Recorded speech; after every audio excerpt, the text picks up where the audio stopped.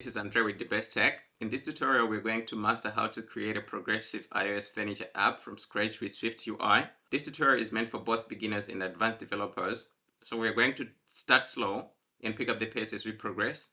Our primary goal is to explore SwiftUI with a goal in mind. We're going to explore animations, schedule timers, add removing products from our cart, add payment buttons, state, accessing and injecting environment variables. Without wasting any time, let's dive in and take a peek of our application. So this is what our application looks like. Right on top, we have our air bar. And here, if we press on our cart, then we are prompted to our cart page. At the moment, we don't have anything in our cart. So our cart is empty. So let's go back. Right here, we have our title. Below that, we have our search. And below our search, we have this scheduled animation of images sliding. So after each and every 5 seconds, the slider will slide to the next index. Down below, we have our products. So here we have a row of our products and it's scrollable. If we click here, we can see all the products that we have in our application. So here we have the ability to add to cart. If we add to cart, then our number increments. And if we come here and click the cart, and then we can view our product. In our cart, we have our payment button. Let's go ahead and try to add another product. So now we have 2 products. If we come to our cart, we are able to delete a product from our cart, and then our total will also decrement as we delete. So below here, we have our bottom navigation bar. It's animated. Each and every time that we click, we'll see this beautiful animation.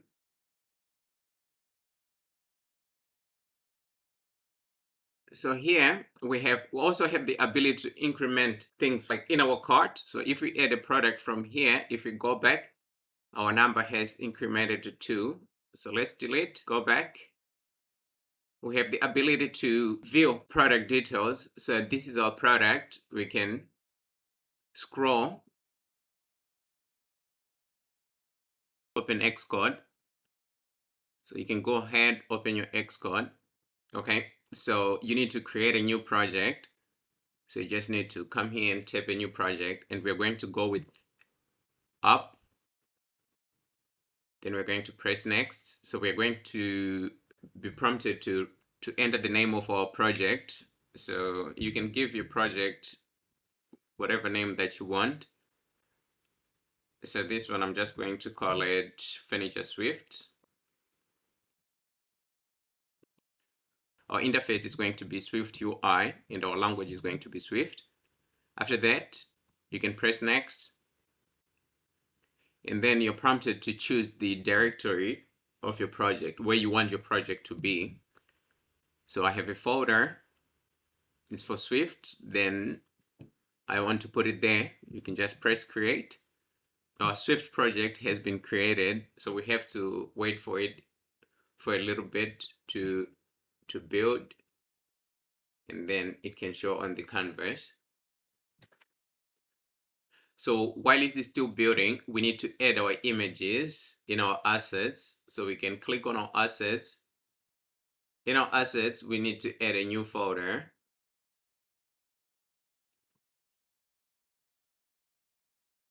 And we need to call it furniture.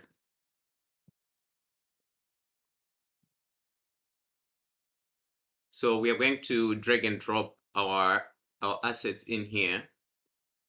So I've already downloaded the assets and I've put them on my desktop. So I'm going to go ahead, open the folder, copy all the image and drag them in the project.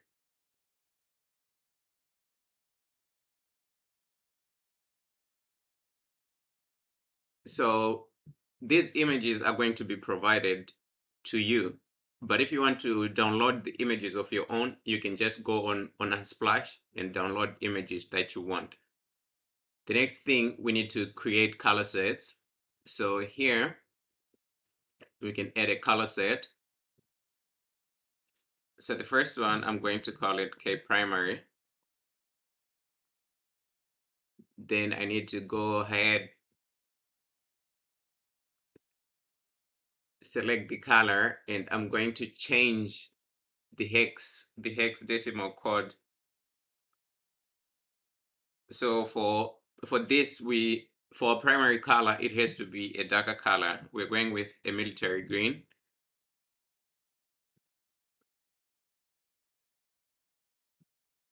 So that's going to be our color. After that, we're going to close it. We need to create another color set.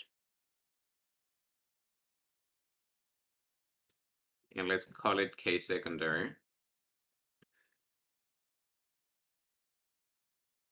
We need to repeat the same process, just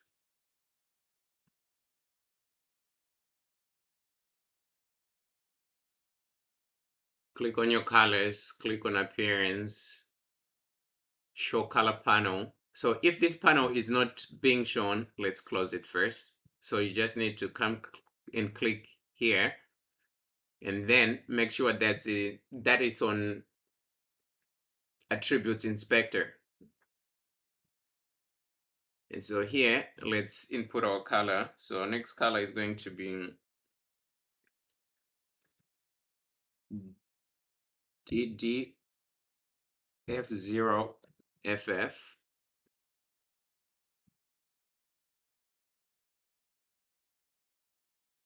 Okay, let's let's copy.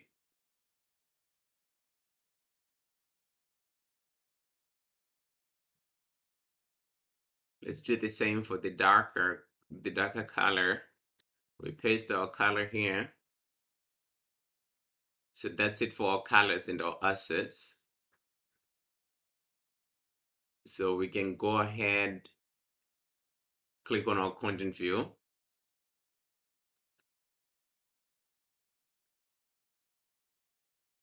So with everything set, we can just go ahead and start working on our application. So the first thing that we need to do, we need to close this canvas, and we can put it back when we need it. They are being rendered to the canvas, but we won't see the changes. So the canvas will be just updating each and every time that you code. So it might slow the computer down. So we come here on top and we remove the canvas. So we need to work on the code only. When it's time to show the changes, then we bring the canvas back. So the first thing that we need here, we need an enum.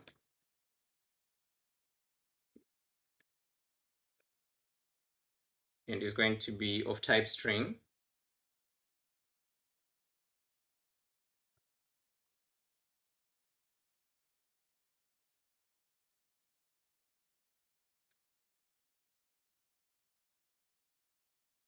So in here, we need our cases. So our first case is going to be home.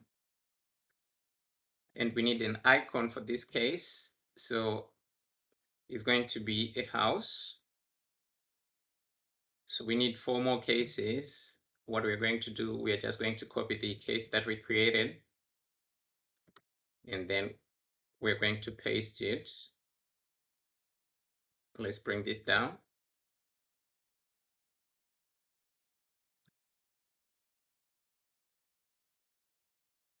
So the next case is search. For search, we're going to use magnifying glass.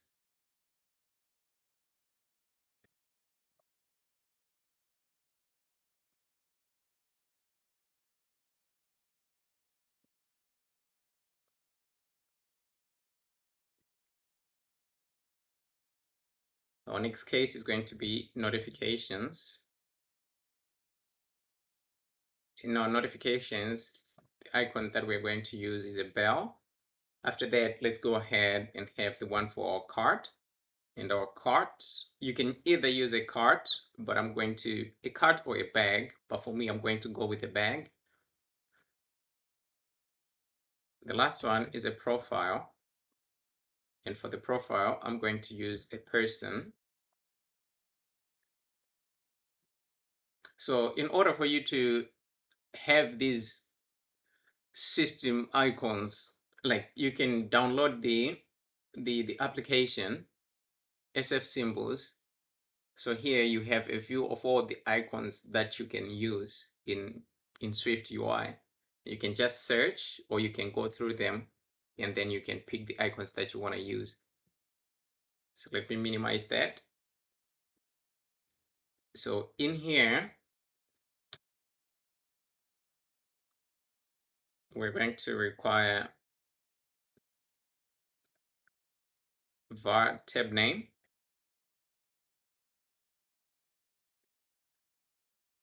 and it's going to be of type string.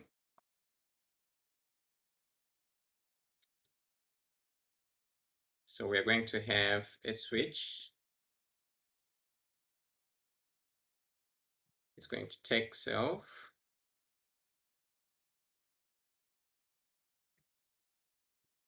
So in here, we have to pass our cases. So our first case is going to be case home. In this case, is going to return home. So let's just copy the first case that we created and we paste it 4 more times. So we come down, we paste.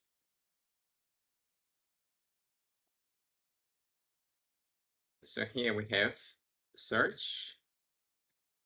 We just copy the search from here and we paste. Okay, we didn't copy. We copy, we paste. The next case that we are going to have is notifications. It's supposed to be notifications. So we go up. Let's change this to notifications. After that, let's just copy and return the name here. And we need a cart. So here it's going to be cart. And we need profile. And it's going to be profile. So we're done creating our cases.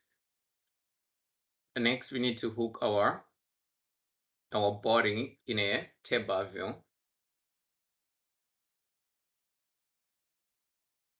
We need to create our state variable for our bottom navigation bar. So here, let's have our state variable. So let's say state is going to be var current tab.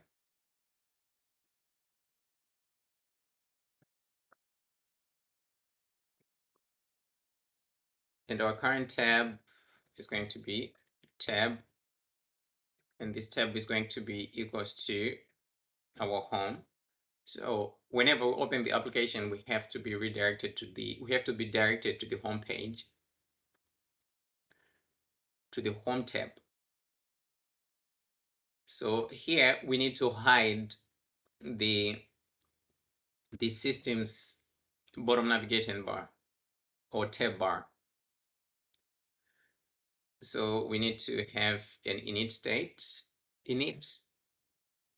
So here we're going to remove this line from here.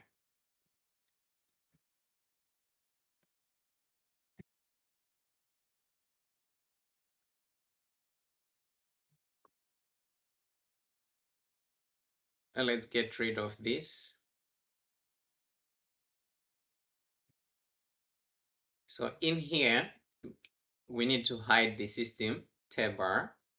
So we're going to say UI tab bar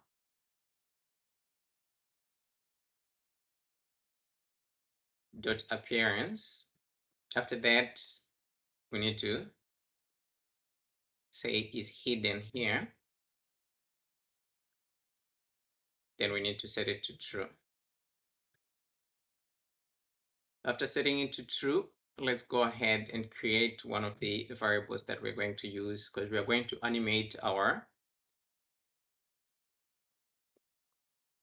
bottom navigation bar. So we need to call it namespace Here, let's have var animation.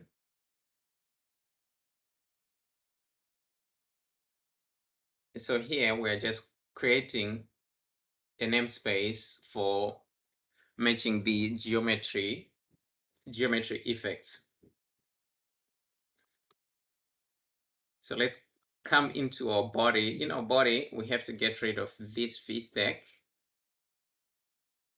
But instead of getting rid of it, we can just make a few changes. So here, let's have tab view.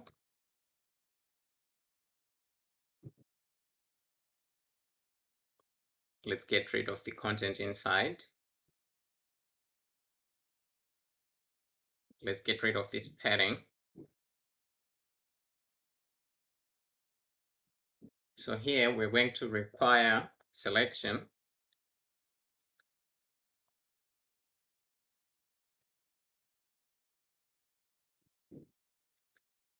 So here we're going to call our current tab bar. And we're going to put our pages inside. So that's something that we're going to do a little bit later, but we can just put text. We can just put text as a placeholder for now. So required text here. So for our first, it's going to be home.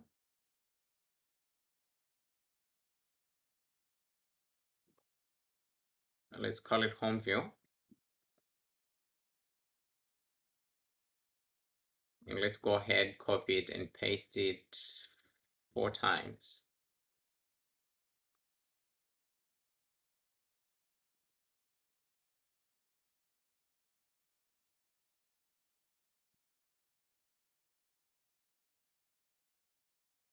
Third one is going to be notifications, if I'm not mistaken.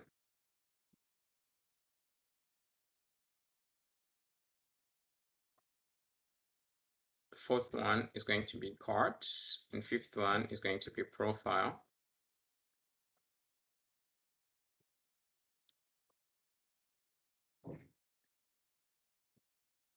So let's go ahead and do that. So the first thing that we need extension.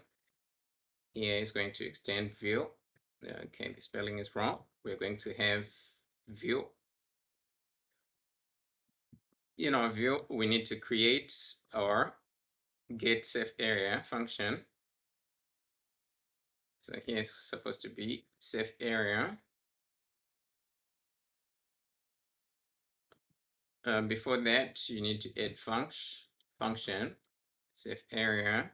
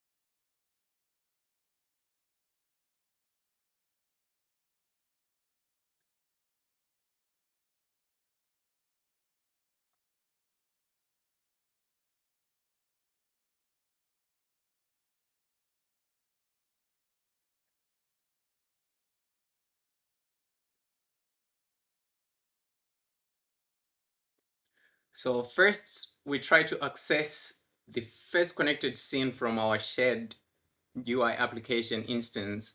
If the scene is of type UI window scene,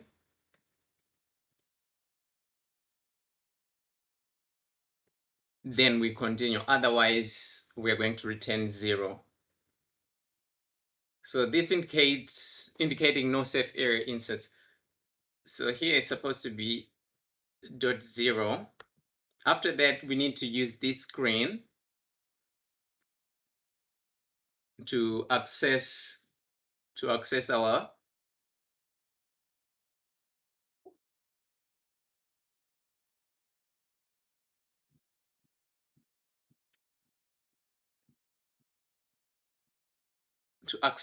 safe area. So what we need to do here, we need to have a guard. We're going to let safe area.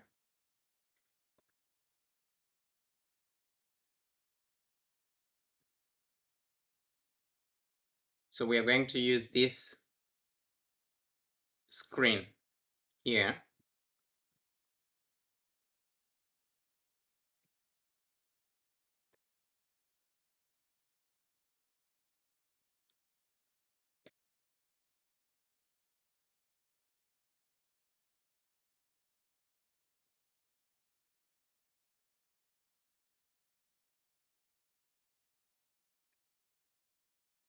So we need safe area inserts, else we are going to return 0. So down here, we're going to return .0. And outside here, we need to return this safe area because our function requires a return value. So we are going to return safe area.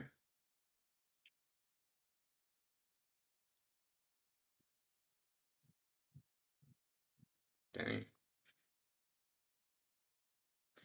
Right below get our safe area function, we need to create a struct with the name material effect. So material effect struct conforms to UI view representable protocol, allowing it to be used as SwiftUI view presenting the UI visual effects. So that's what we need to do. So down here, we need a struct, and we are going to give it a name material effect.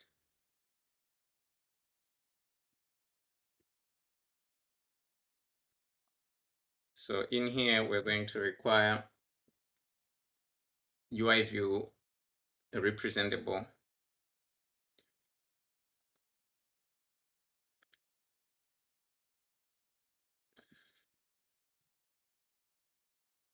Okay, let's bring it to the top.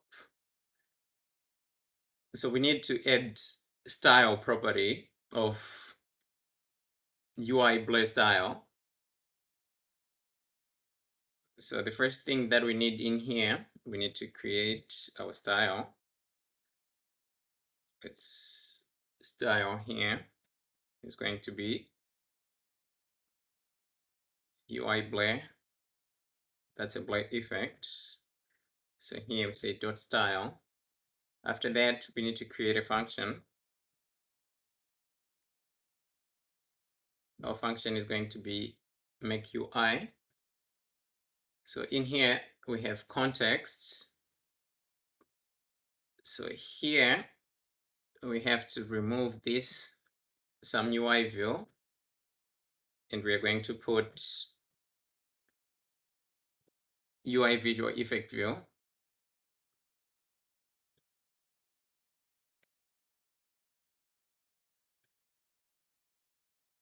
And we need to have our code in here.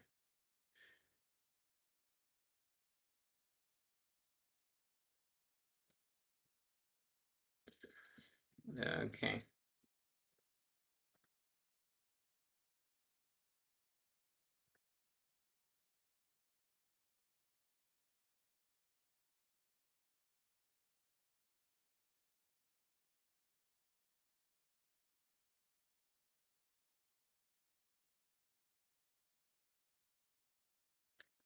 So the first thing that we require an effect.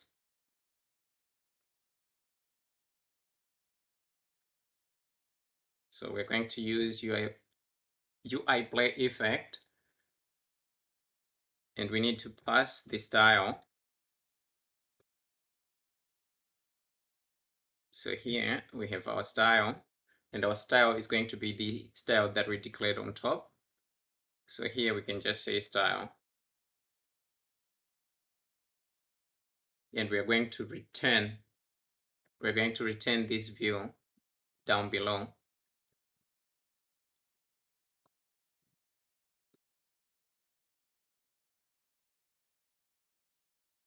And after this function, we need to create another function.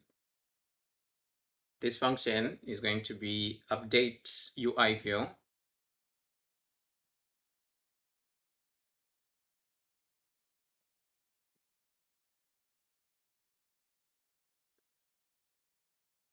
So here it's going to be, let's just leave it empty because there's no need to update our view in this case. So let's leave it like that.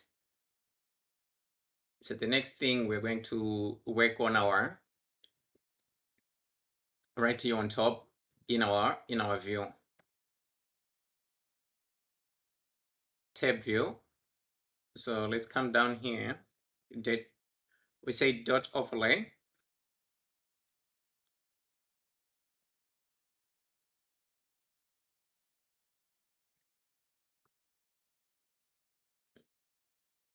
Let's remove let's remove everything.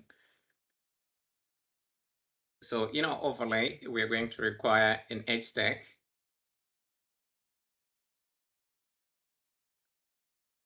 Okay, let's bring the bracket down. So in our HStack, before that, we need to have spacing. Let's have a spacing of 0. In our HStack, we are going to utilize for each. We want to display a button for each tab in our tab, in our enums, our all cases that we have below. So we're going to say for each,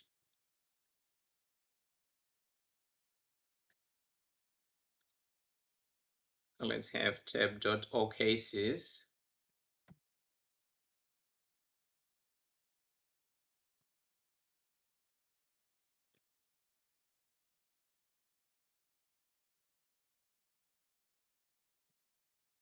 So here we're going to take raw values. After that,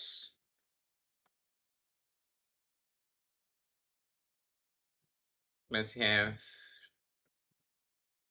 tab in.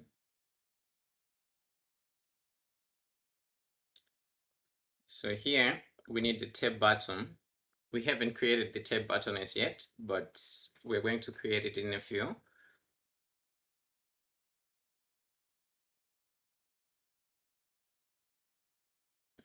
And the tab button is going to require a tab.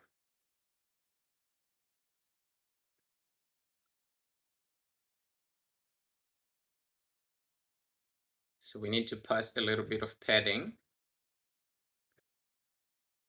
with no insets. With insets, let's make it vertical.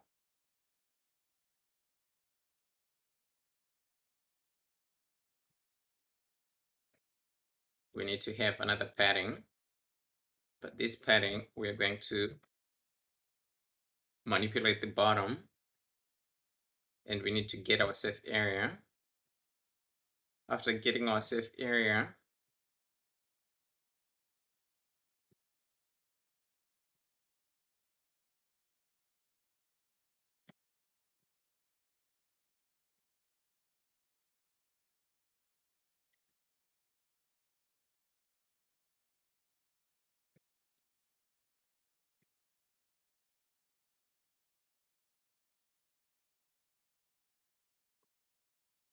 okay, we have to enclose this in a bracket.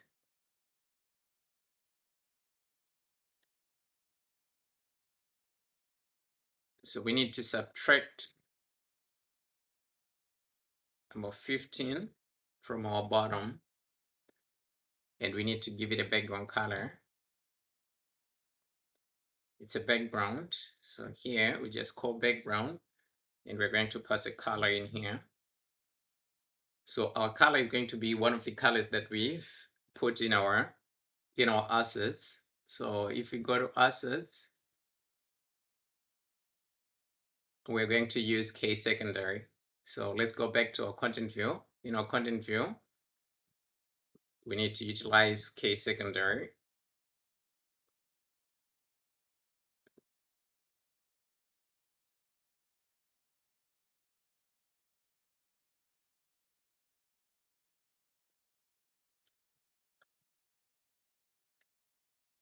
So down here, we need to have alignment.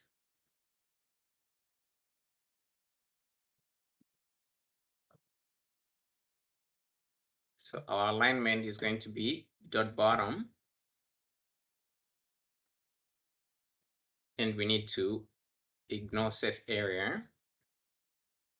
Ignore safe area, we're going to pass dot all.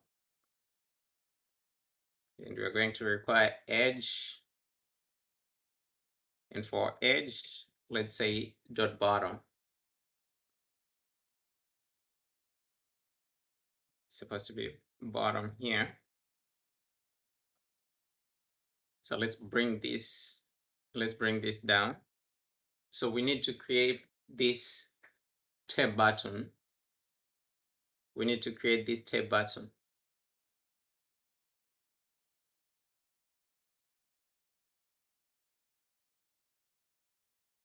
We need to create our tab button function.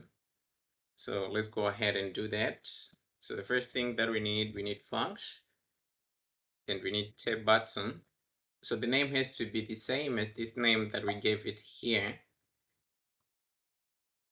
So let's just paste the name. So our tab button is going to require two things: the tab, it is going to be tab.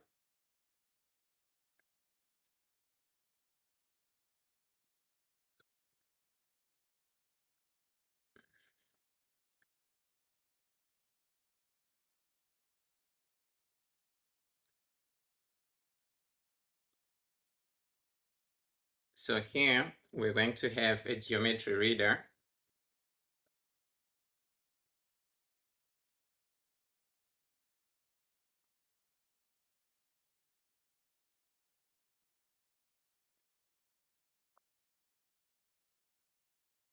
So we need to create a button with two parameters. That's the action and the label. So we're going to have a button here. So we need the one with the action and the label. So for action, and that's for our label. So let's bring our label down. So first we need to work on our action. So in our action here, we're going to pass with animation.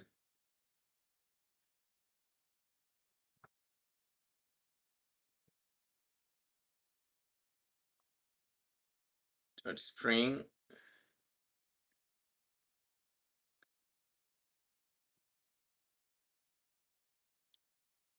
So we need to have our current tab to be equal to the tab. So we are going to use this line to update the variable with the selected tab. So we are going to use this line to update the current tab variable with the selected tab. So right after that, let's go ahead and work on our label. So for our label, we can bring it to the top. Let's get rid of this space.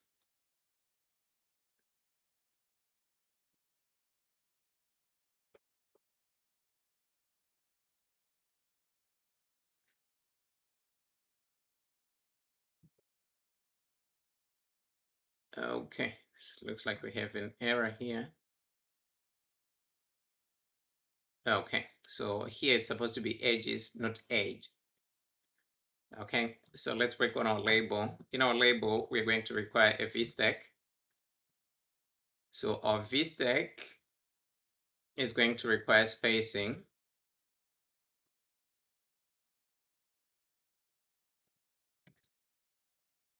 We're going to give it a spacing of 0.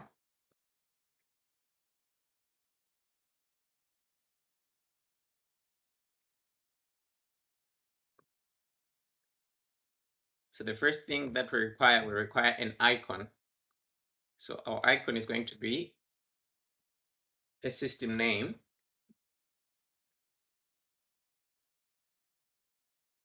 We're supposed to get our icon from the current tab.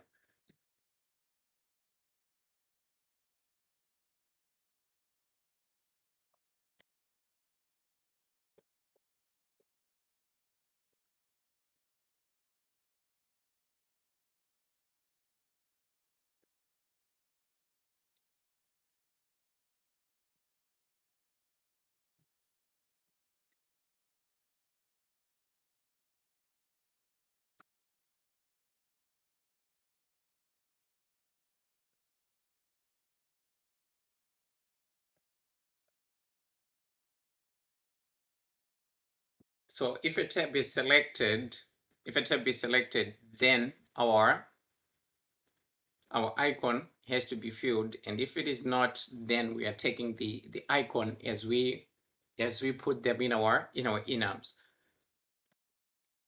So that's the first thing. So down here we need to make sure they are resizable, and we need to add foreground color.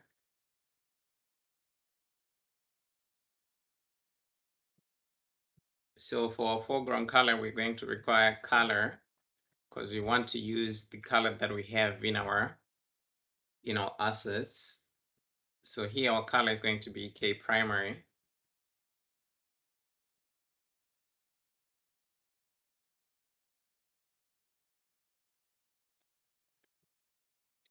And we need aspect ratio. Our content mode is going to be .fit.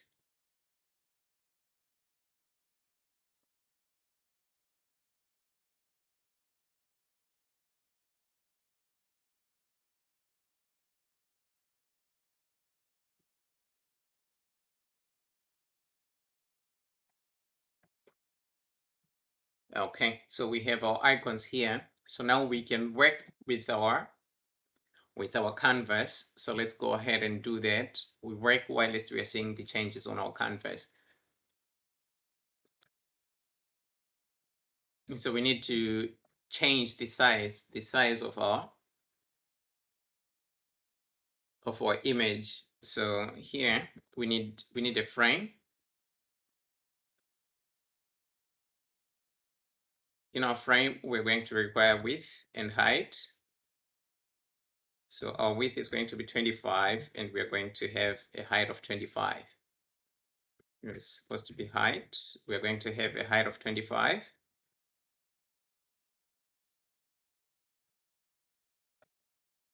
Down below, we need max width. We need another frame. So in this frame, we're going to have max width.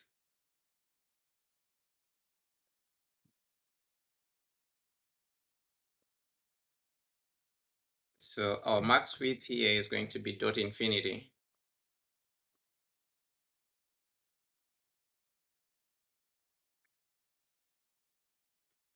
So let's have our background. So in our background, we're going to use a ZStack. So let's bring that down. So in here, we're going to have a ZStack. So if you're coming from Flutter background, a ZStack works in the same way that a stack works. So you can place your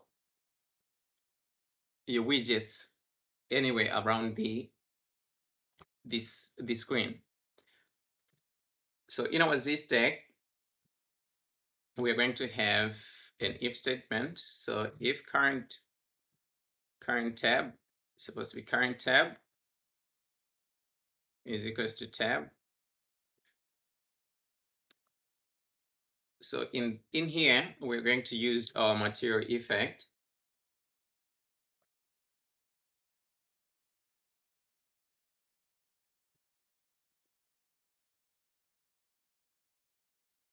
We're going to say dot light.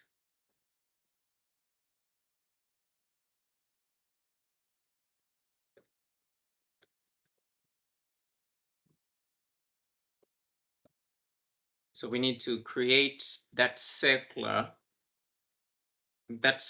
around the, let's see, right now we have something like a square. So here we need to create a circle around the selected tab. So for now we are on home. I don't know whether it's visible, but there is a square, not a square, but a rectangle. So here we're going to make it a circle.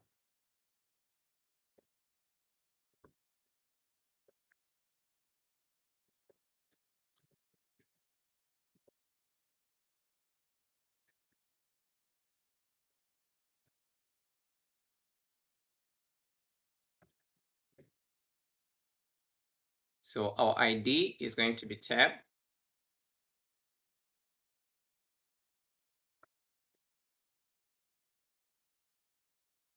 Here we're going to use our namespace, the one that we declared on top when we started. That's animation.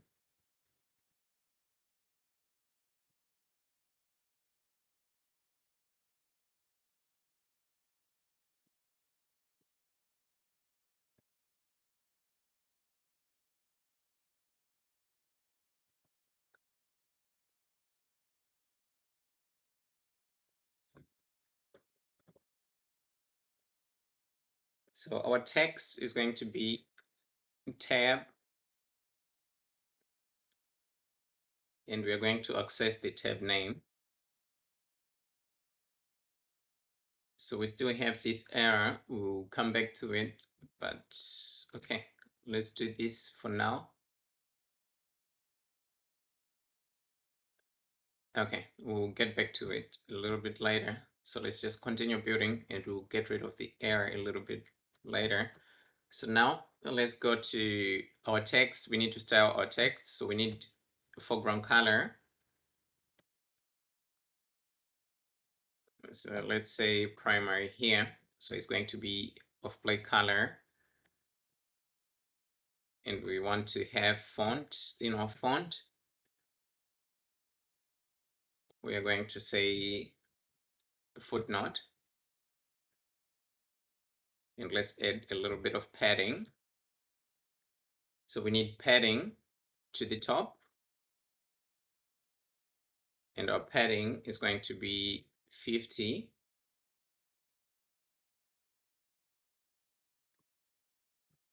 So here on this bracket, we need to have content shape.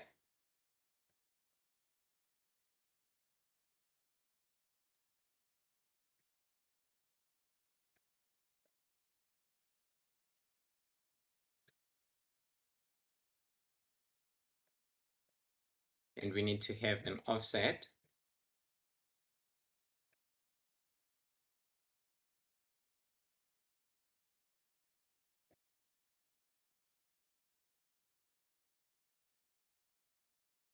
So our offset is going to be on the y-axis.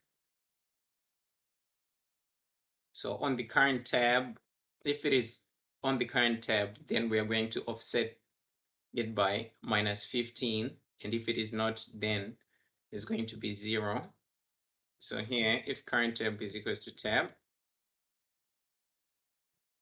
then we're going to have -15. Else it's going to be 0.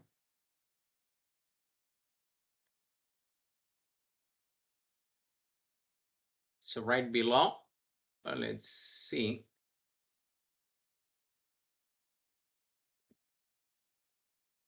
We need to add a frame. So in our frame, we need to pass height.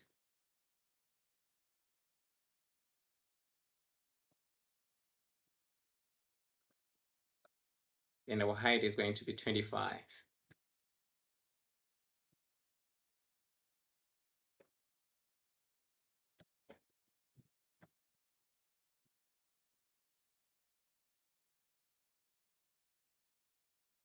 Our application here on mesh geometry effect ID, here it's supposed to be a string. So at first we just wrote tab. If we write tab here, we are going to have the error that we're having, like tab.type cannot conform to hashable. So we need to come back here and we need to put it as a string. If we put it as a string, our application will build. So one more thing before we proceed. So now this is the way that I've made a change. We had like a simple text. So to have our app bar right at the bottom, we need to add these parameters. So we need frame. Our max width is going to be infinity, and our max height is going to be dot infinity. We need a background to set the background to white. So by default, the background will go to white, and here on our tag, we're going to have tab.home. So you can just copy for all the tabs that you need to go through. So here, if I change, the text will remain the same because we have the same text. But let's say we change here, we change it to search. Let's wait for application to build.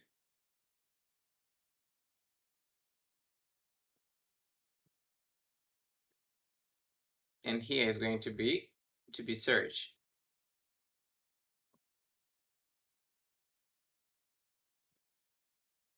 So if we click on search, our text changes, and here everything is going okay. So we're going to do the same for all the tabs. Our third tab is for notifications. So first here we need notifications, and we need to copy this and we need to paste it here. So it's going to be a notification view.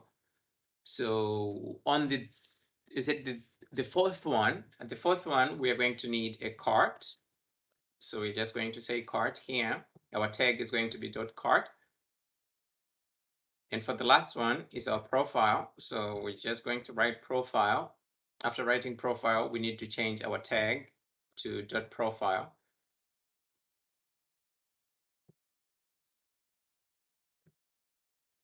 So that's all we need to do for our bottom navigation bar. So now if we go ahead, we have a working animated bottom navigation bar. So next we're going to be working on our home page, adding components, and also we need to have the data that we are going to use in our application. So we are going to create groups instead.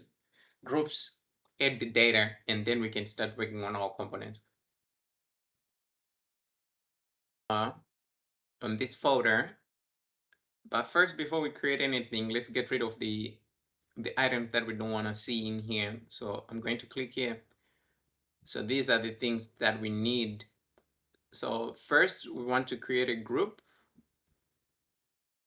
So we have to give this group a name. So let's call it model. Models. In this new group, we're going to create a new file.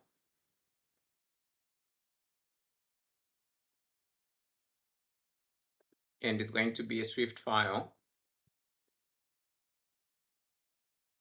And let's give it a name, product.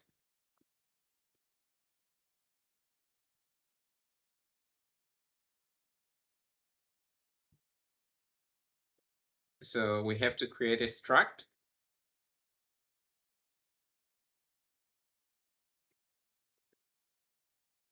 It is going to have the name product, and our product here is going to be identifiable. So we are using the identifiable protocol to provide a unique identifier for our type.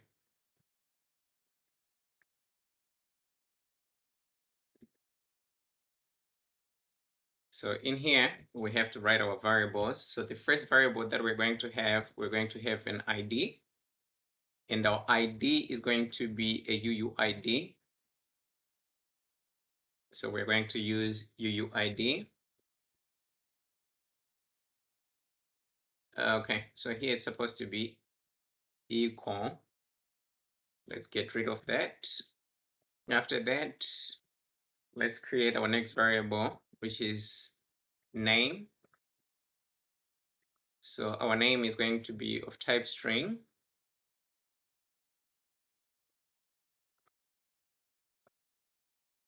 Type string. So let's have our next. So quicker way, we can just copy the name, since most of our variables are going to be strings.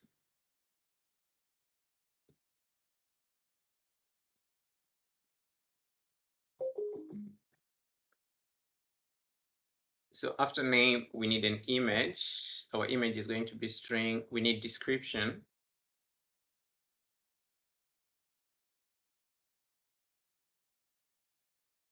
After description, we're going to have our supplier. It's going to be supplier here. And our last variable for the meantime is going to be price, and is going to be of type int. So down below, we need to create a product list.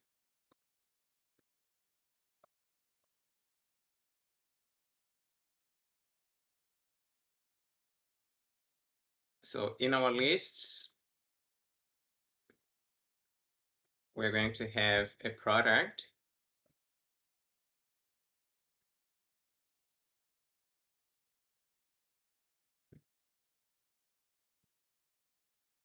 So we need to fill out the information. So first we need names. So I'm just going to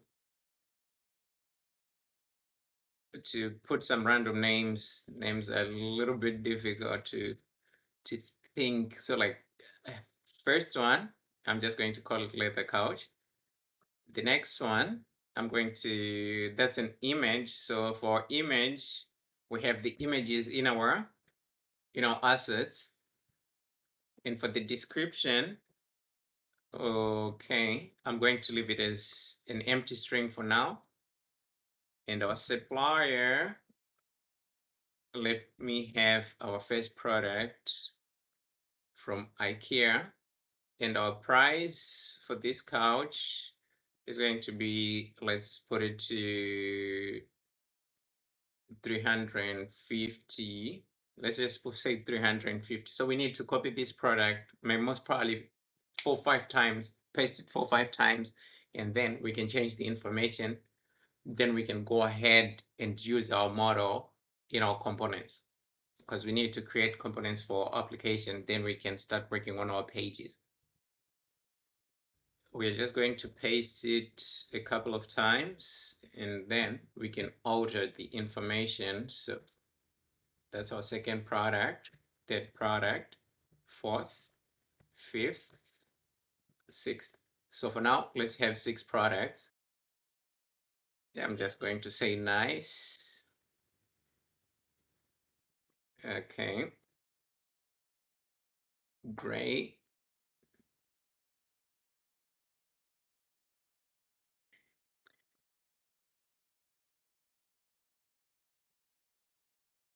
Okay, my spelling is wrong. It's supposed to be beautiful.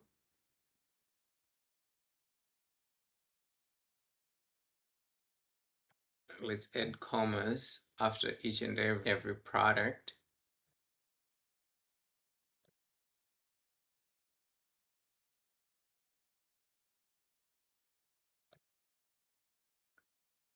Okay, so we're here.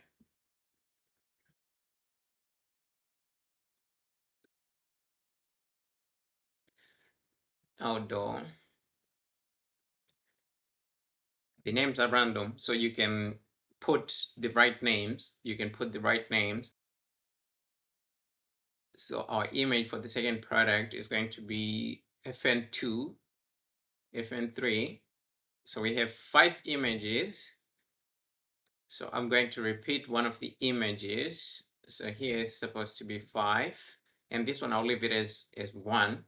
And let's go ahead and change our suppliers. So here I'm going to say Walmart.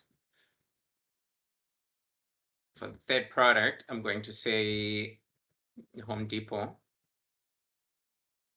I don't know whether it's right or wrong, but I'm going to go with that one.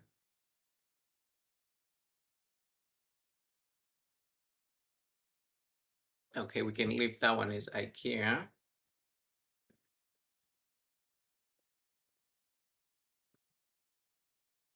And let's just have different variations.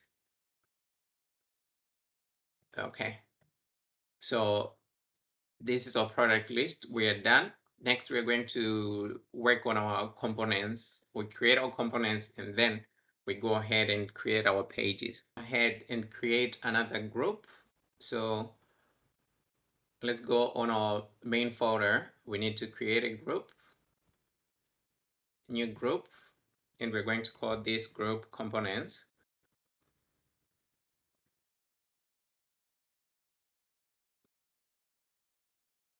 So in components, we need to create a new file, several files, but first let's create the first file. And this file is going to be a SwiftUI view. So we press next. So here is going to be image slider view. Let's press create. So our view has been created. So here we want to have an image slider that we're going to put in our home page. So let's go ahead and work on it. The first thing that we need between our body and our view, we're going to require a state. So we're going to have a state variable here. It has to be private. So we want to keep the index of the current index when we are sliding. We're going to set a timer so that the slider can slide automatically. So here we're going to have current index.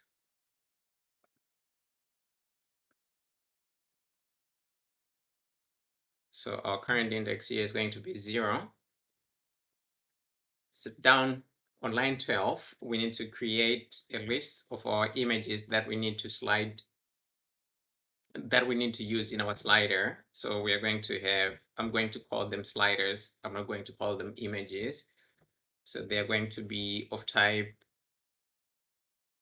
it's going to be a list, and this list is going to be a list string.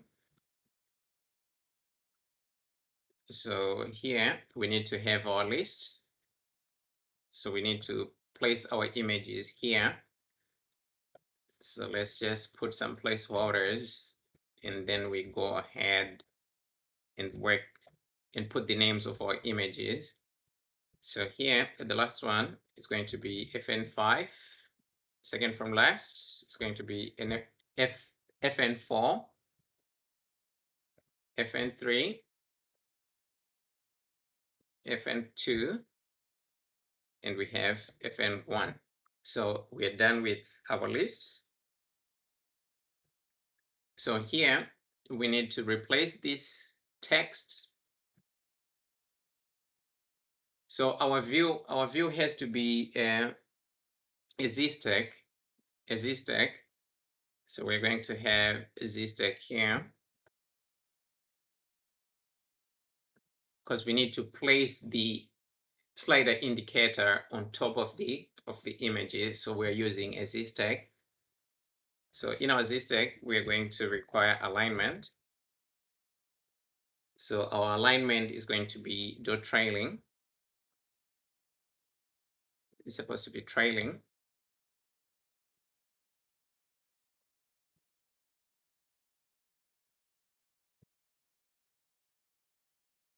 And we are going to require another ZStack.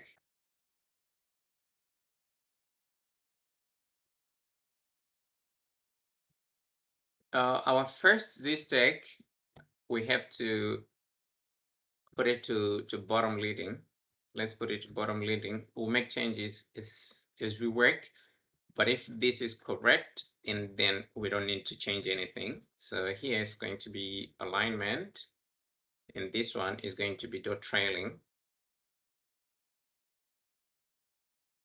So in this ZStack, we require image.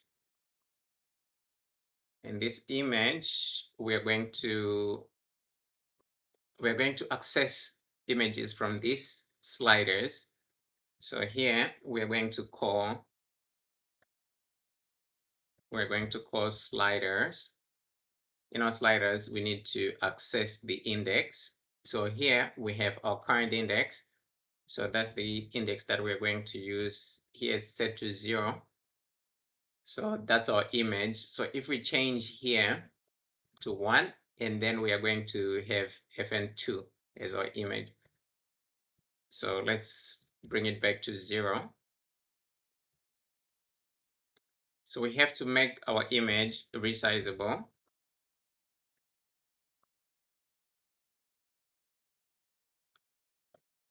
And we need to have a frame around it. So in our frame, we are going to require width and height. So our width is going to be dot infinity, and our height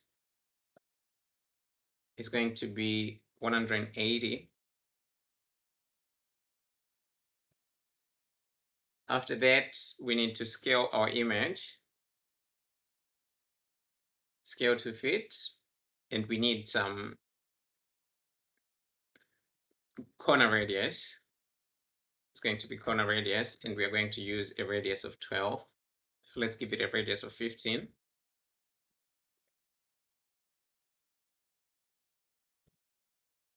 So right after this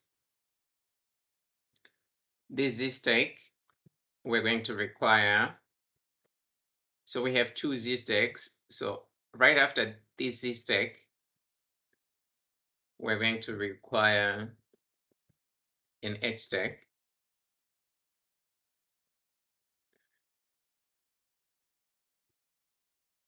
So in our HStack, we're going to have for each,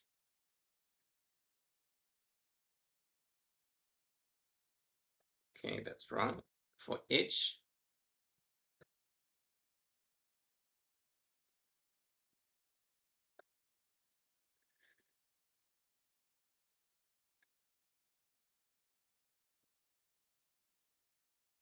it's going to be slides.count.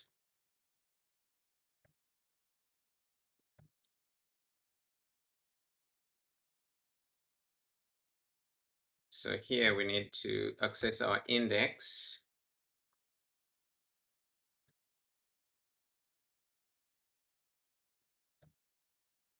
We need to, because this HStack is going to be, is the one for the indicators, because like when the images are sliding automatically, we need to show which index are we on. So it's going to be a circle. So down here, we need to pass this. Okay, that's wrong. We need to pass a circle.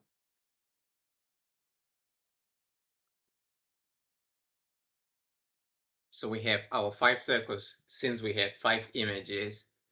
So here we need fill. And in here, we need to say self.currentIndex is equals to index. So if current index is equals to index, we need to have a different color for that particular index. So we need to have color here. So for our first color, we're going to, for our selected index, current index, we're going to use K primary.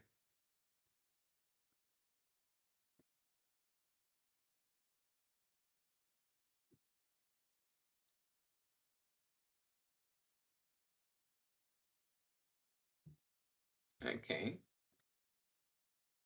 We need to have another color here,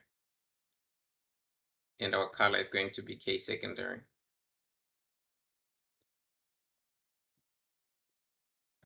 So that's how it's going to look like. So if it's an index is inactive, then we are going to have our case secondary color. And if our index is active, we're going to have our K primary color. So we need to make it a little bit smaller. So to do that, we need to add a frame. So for our frame, we're going to require width. And our width is going to be 10. And we're going to require height. And our height is going to be 10.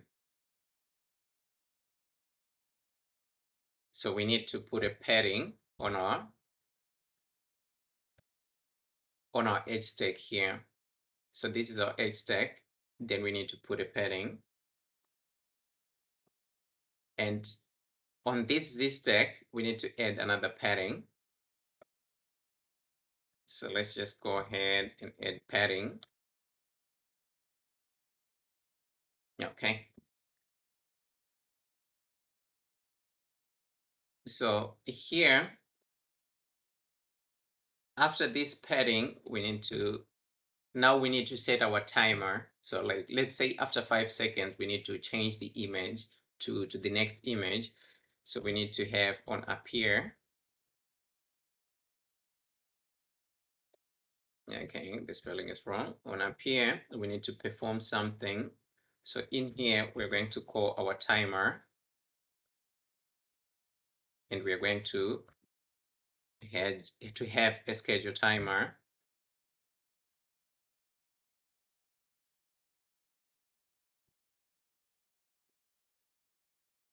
Okay, so in here, let's just remove everything so that we can have an empty bracket. So the first thing that we're going to do, we're going to have with time interval.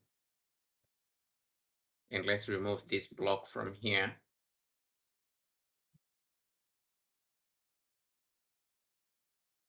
And this boolean, let's set it to true. Because we don't need to stop when it gets to the last index. So we need it to go back to the first index. That's why we have repeat to true. And our interval is the amount of time that we need for each slide to be on the screen. So for a start, let's set it to 5 seconds.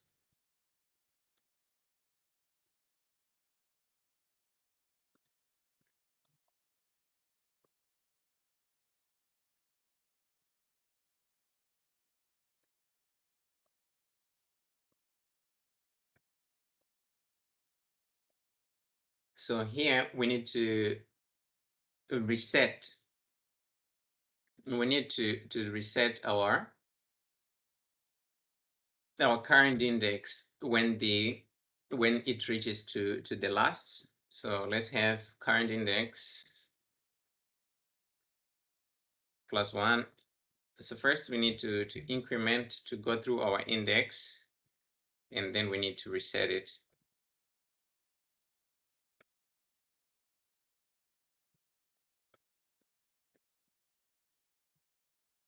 So when it reaches the last index, what we're going to do, we're going to reset the index. So here we're going to have self.currentIndex is equals to 0.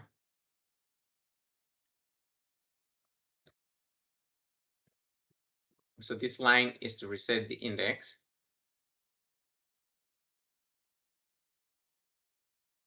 Okay. So down below, we need to have our else. In our else, okay, it's going to be self.currentIndex. Okay, supposed to be self here.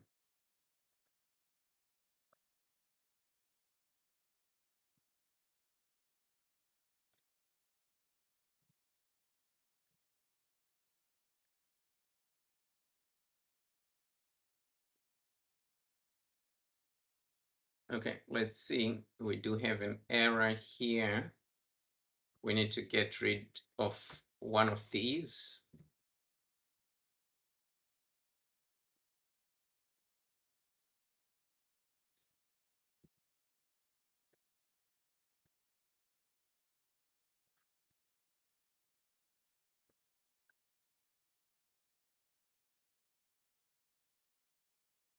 With time interval 5 seconds, repeat is equals to true.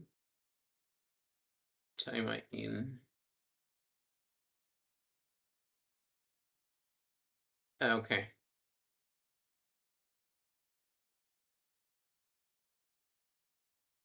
So on up here, it's supposed to be, so we need to have this timer. We need to cut the timer from here and we need to paste it in here. I guess that should take care of our error. So our error is gone. Let's wait for our canvas to finish building, and then we can wait for 5 seconds and see whether we can slide to the next image. It's crashing here, like your application is crashing. It's because I forgot to add dot here, so you can just add dot and everything will be fine. Your slider will be working. After 5 seconds, you can see the slider moves on to the next index. So we are done with our image slider. Next, let's go ahead and create a new component here. Let's create a new file, SwiftUI view. And this time we are going to work on, let's say, product card.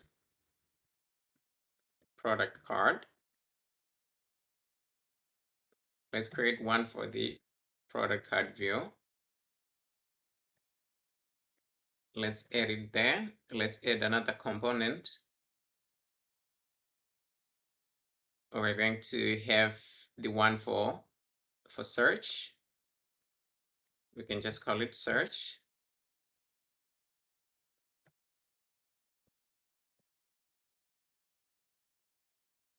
And we create it.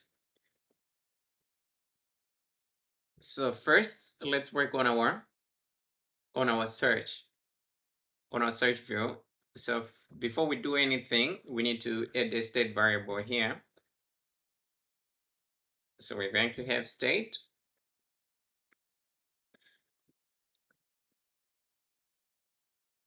And we're going to give it a name, search. And it's going to be of type string. And we need to initialize it as an empty string.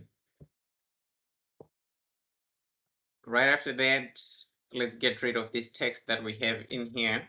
Let's create an HStack because we need to have our widgets in a row. So we have our HStack. So this HStack, right below it, let's add a padding. So we are going to have a dot horizontal padding. So let's get into our HStack. In our HStack, we need to create another HStack. In this HStack, the first thing that we need an image, and it's going to be system.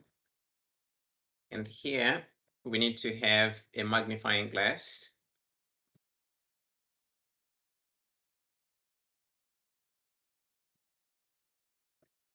It's supposed to be glass. So we have our magnifying glass on the screen.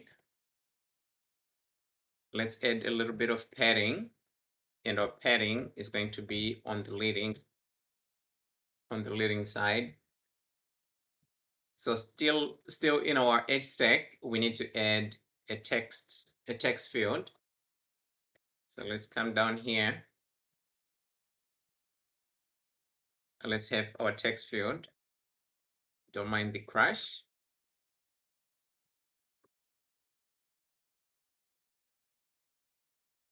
Okay, let's get rid of everything here.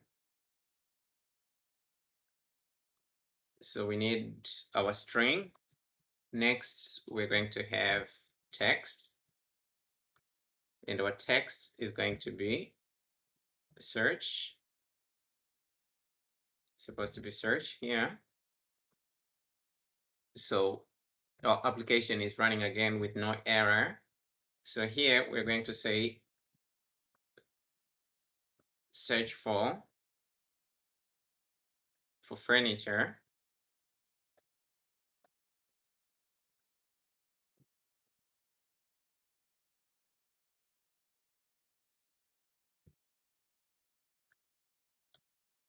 Like we need to give our HStack a background. So we're going to have a background. In our background, we need to pass a color. So the color that we're going to utilize is our key secondary color. So let's have key secondary here.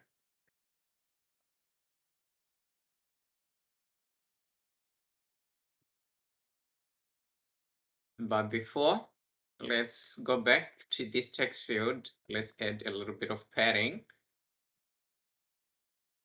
Okay, so we have our padding. We need to add some rounded corners. So below our background, we want to have corner radius, and we have to give it a size of 12. So in this HStack, we're going to require an image, and it's going to be a system, and we have to provide the name.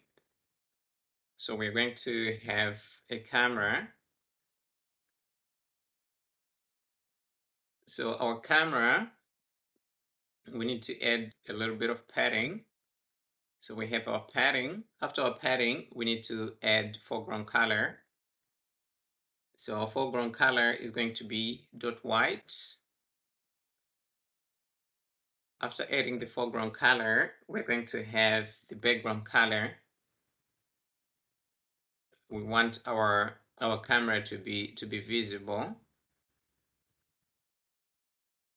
So here we're going to have color. We want to use our primary color. So let's have our K primary color in here.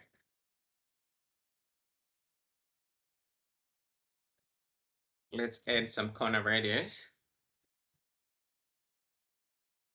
After adding some corner radius, let's have corner radius of 12. So we are done with our search component. Card. Let's go ahead and create our card manager. So here we need to create a new file, and this file is going to be a Swift file. Let's press next. Let's call it card manager.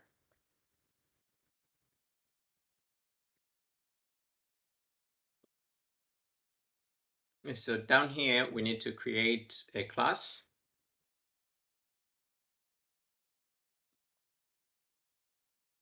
And our class is going to be card manager.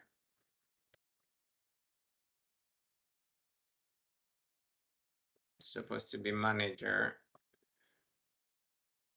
And it's going to be observable.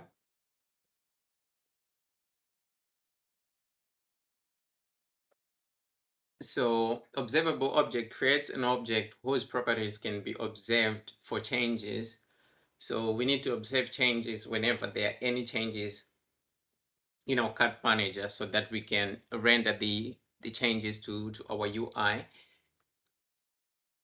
So if someone adds something to the cart, the UI needs to change. So that's why we have an observable. So the next thing, we are going to require it published.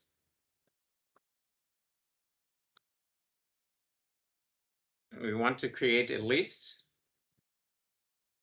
So here we're going to have private. It's going to be set.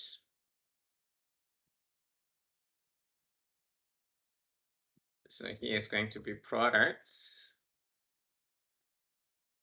And our products going to be a list of product type.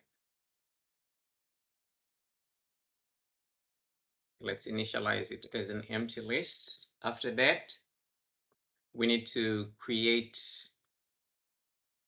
another published value for our total because we need our total to change. So it's going to be of type index, of type int, not index, of type int. So here is going to be int. Our initial value is going to be 0.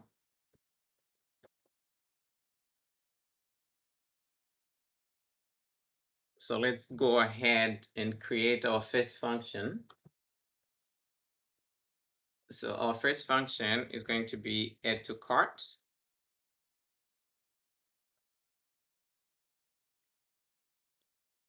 So here we're going to require product. It's supposed to be product, and it's going to be of type product.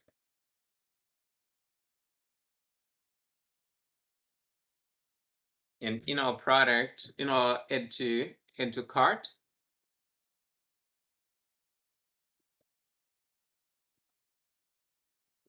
we need to add products to the cart. So we need to call append, and we're appending the product that we're adding. And after that, we need to change the total. So if a new product is added to our cart,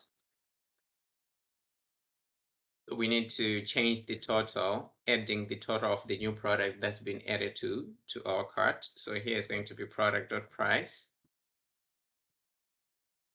So that's all for our add to carts. Next, we're just going to work on removing. So if we are removing, we need to remove the product and change the total cart. We need to create another function. So let's give it a name.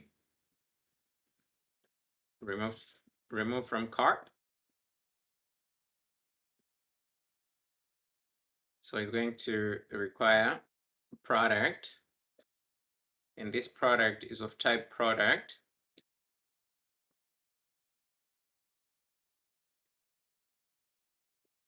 So the first thing, we need to have our products list, and we need to access that list, and we need to filter.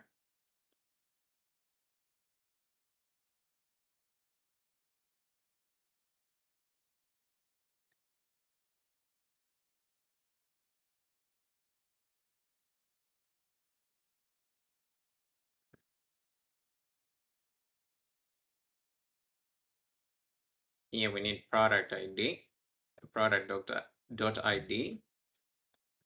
At the same time, we need to take care of our total. So if we remove something from our cart, we need to decrement the total. So we're going to decrement the total of the item that we just removed from our cart. So that's all for our remove from cart. In our content view, we need to create an instance of our cart manager. So we come here on top, and we're going to have a state object, cart manager is equals to cart manager, and we need to pass this object down below here to our content view. So we're going to have an environment object, and our environment object is going to be our cart manager. So that's all for creating the instance. Next, we're going to go ahead and create our product card view. So this is what our card view looks like at the moment. So the first thing that we want to do, we need to allow access to the cart manager object. So here we're going to have an environment object.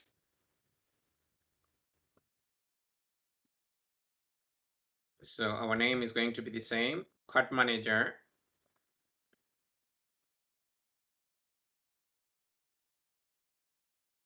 Is going to be cart manager. And below we need to inject. So let's say at environment objects, and here we're going to have our cut manager. So that's it for accessing and injecting our cut manager. The next thing, we need to work on our body. So let's get rid of this text. The first thing that we need a ZStack.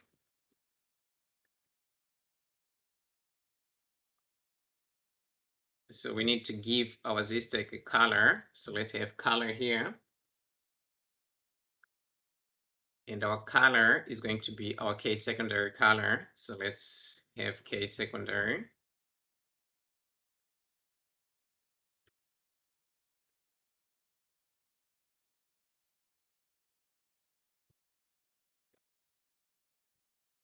Let's frame our ZStack first, and then we can go on to work on everything that's going to be inside. So we need width and height. So first we're going to have width, and it's going to have a width of, let's give it a width of 185, not 285, 185.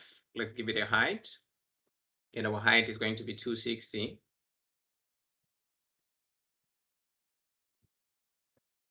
So in our ZStack, we're going to create another ZStack.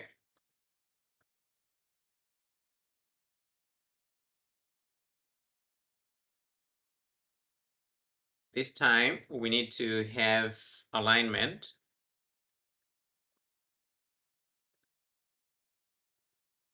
So our alignment is going to be dot leading.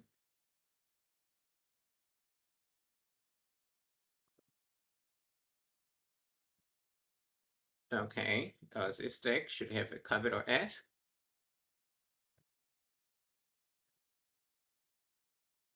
So this stack, our alignment should be bottom leading, bottom trailing, my bad.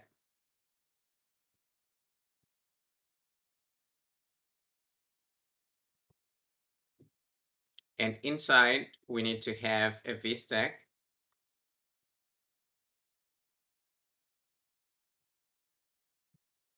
So in our VStack we need alignment.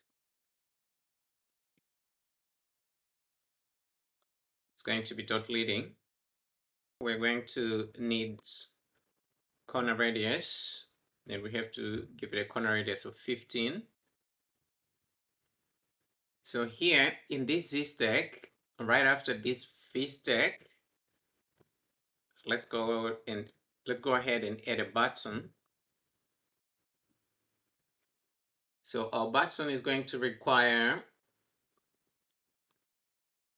that's our action. For label,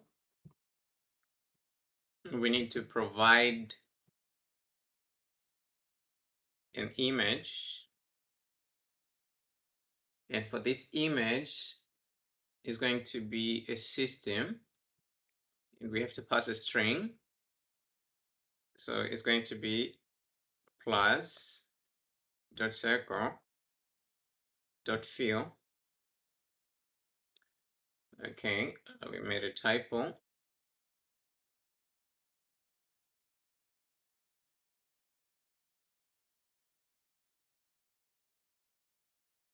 Okay, let's get rid of this extra comma. So we have a blue button here, a blue button. So we want to make it black. No, we want to make it we want to change the color to our K primary color. But before that, let's go ahead and make it resizable. And let's add our foreground color. So for foreground color, we're going to require a color, and our color is going to be K primary. So it's going to be military green. After that, we need to add a frame.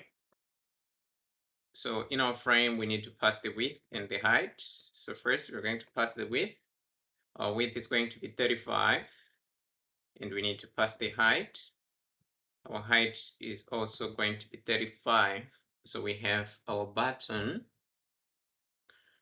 and we need to add padding. In our padding, we have to put it down. So we are going to say trailing here. So the next thing, let's work on our VStack.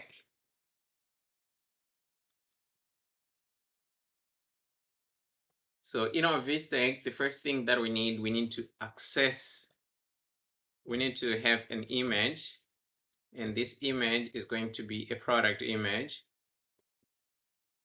So here we're going to have product.image. Okay, so we don't have our product yet. So we need to come to the top. We need to declare the property name product of product type. So here is going to be product, and is going to be type product.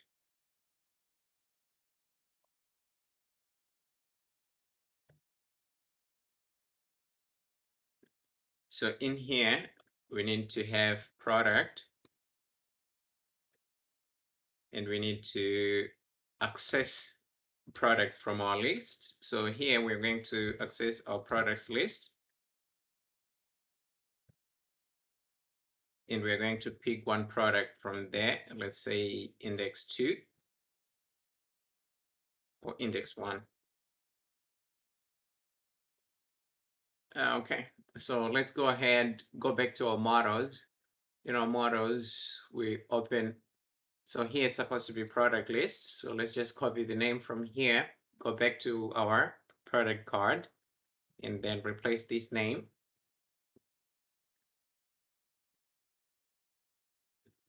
Okay, so now we have our image.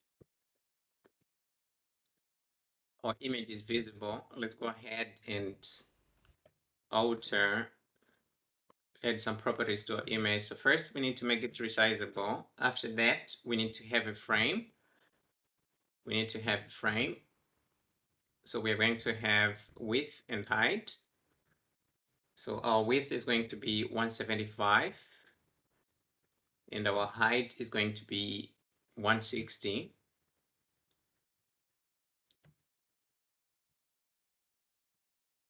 After that, we need to add corner radius, and our corner radius is going to be 12. Down below, still in our VStack, we need to add a text. So our text is going to be product.name.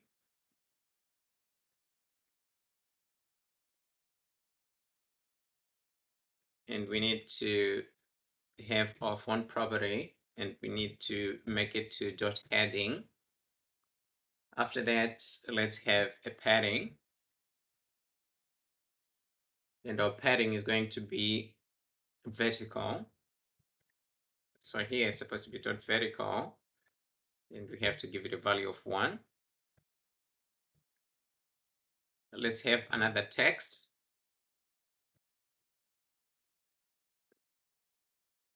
So this time, the text that we are putting here, we need a supplier. So it's going to be product.supplier.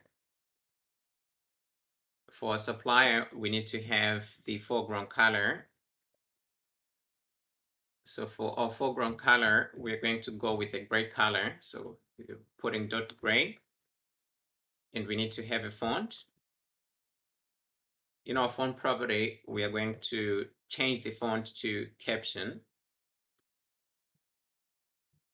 so that it can be smaller, and we need to add padding. So here is supposed to be .padding. In our padding, we want to manipulate the vertical side of it. And here, let's give it a padding of 0.5. Let's make it a little bit smaller. And we need to have another text. and this time this text is for our price, and for our price, first we need a dollar sign, and to access an integer,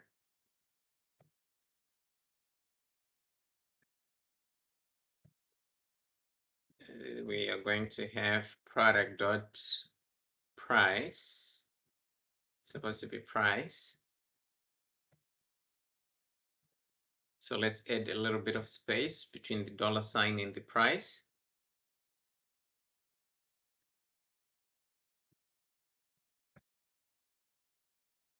So we are almost done. We need to do one more thing.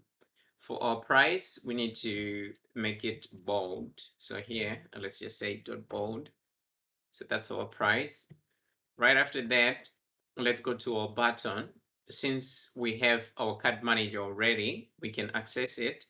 So in here, we're going to say cart manager dot add product. So here, we're going to say product. So we are done with our product. Create our cart button. So, we need to go ahead in our main folder, and we click on this component. We need to add a new file. So it's going to be SwiftUI. Press next. So this one is going to be a cart button. So in our cart button, we need to have a variable on top. So here is going to be number of products, and it's going to be of type int.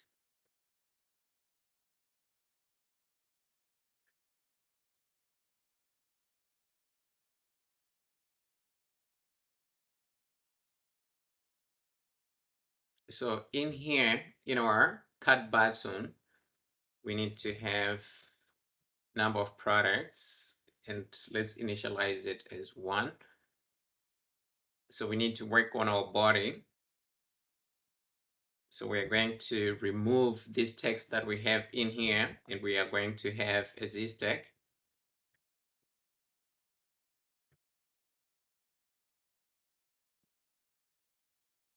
So our ZStack is going to require alignment. So our alignment is going to be top trailing.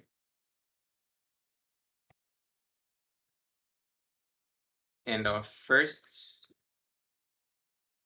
is going to be an image, and this image is a system name, and it's going to be a string. So here we're going to use a bag. So it's bag.fill. So we have our bag on our canvas, and we need to give it a padding of 5.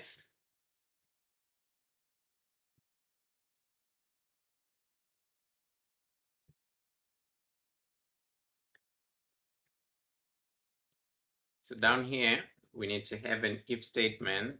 It's supposed to be lowercase if number of products. Then, if it is greater than 0, we need to have text.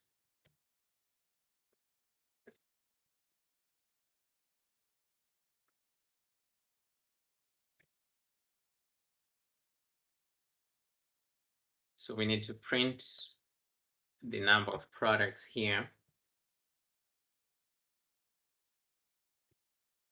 So let's go ahead and style our text a little bit. So first, we're going to have our font. So our font is going to be .caption2. After that, we need to have our foreground color. So for foreground color, we're going to have .white. Then we need to have our frame.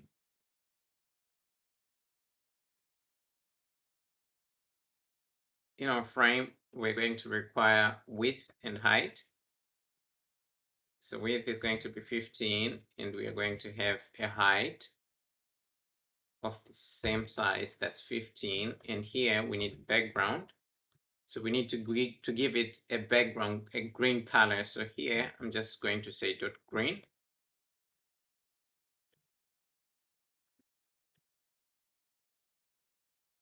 Down here, we need to make it circular. So we need corner radius and we need to give it a radius of 50. So now it's circular. If we have a product in our cart, and then this number will appear. So we need to go ahead and click our content view. And we need to create a new group from selection. So our new group is going to be views. So probably you're going to have the same error. So if you're having this error, then you just need to go ahead, close your Xcode and open it again. What we need to do, we need to create a view in here. So we want to create a new file. It's going to be SwiftUI. Let's press next. And it's going to be homepage.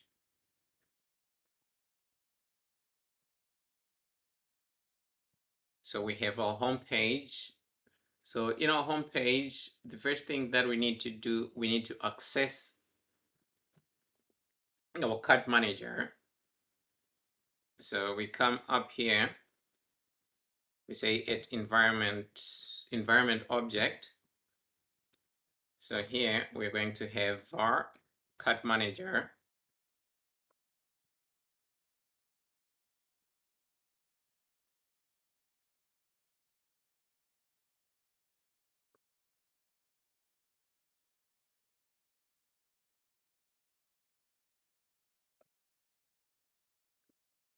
So we need to inject it here.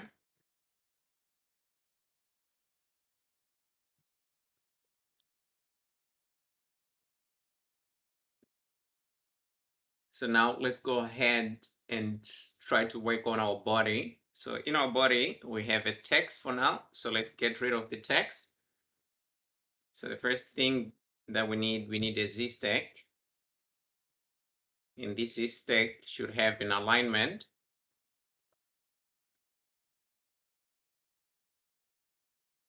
And the alignment is going to be top. In our ZStack, we need to pass a color. And our color is going to be dot white.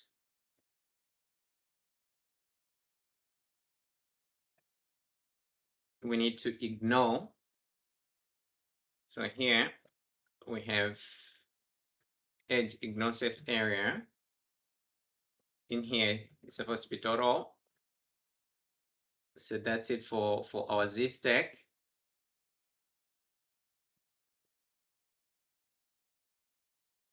So next, in our ZStack, we're going to require a VStack.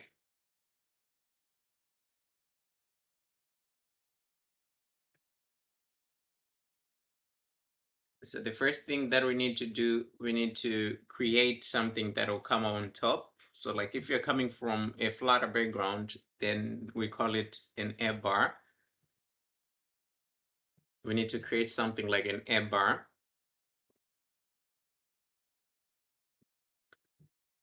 So in here, we're going to require another VStack.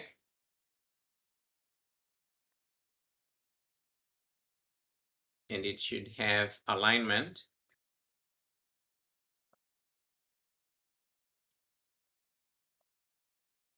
And we have to put it on we have to pass the property dot leading. So in here, we need HStack.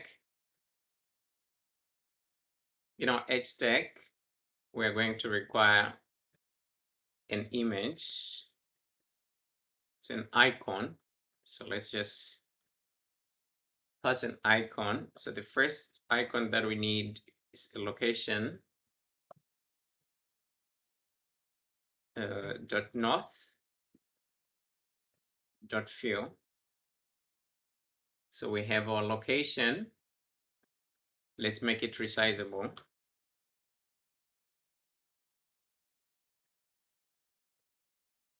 We need to give it a frame. In our frame, we're going to pass the width.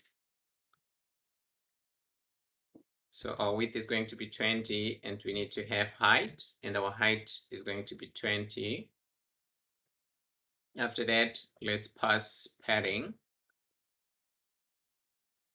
So our padding is going to be dot trailing.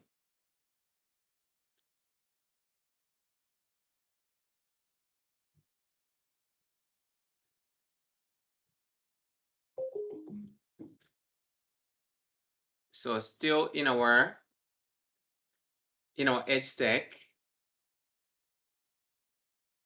this is our HStack. In our HStack, we're going to require a text.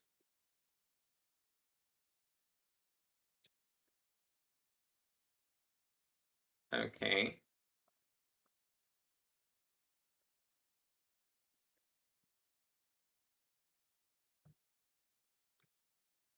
In here, we're going to have a font.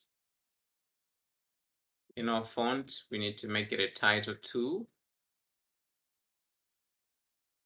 We need to pass a color. We need to change the color of the text. So we're going to have foreground color, and it's going to be gray. After that, we require a spacer because we need to create a little bit of space between the text and the next icon that we are going to put. So for the next icon, it's not an icon per se, but we want to use our cut button. So here, to use our cut button, we are going to require a navigation link. But before that, okay, let's put the navigation link first, and then we can wrap our ZStack in a navigation stack. So for our navigation link, the first thing that we require destination.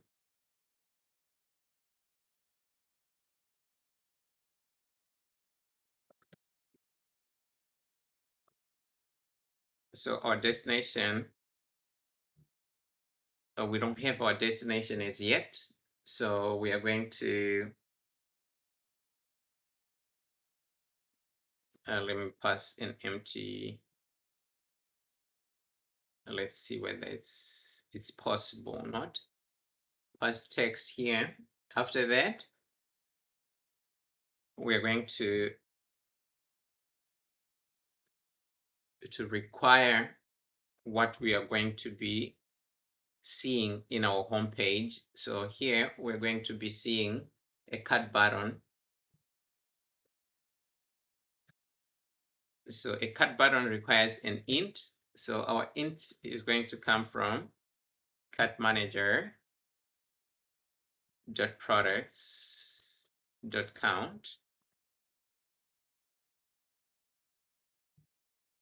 So we need to come here to our ZStack, and we need to wrap it in a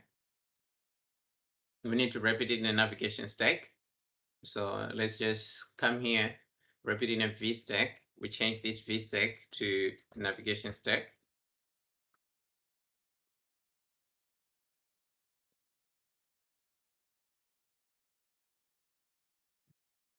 Okay, that's not it. We need to wrap this HStack in a navigation stack.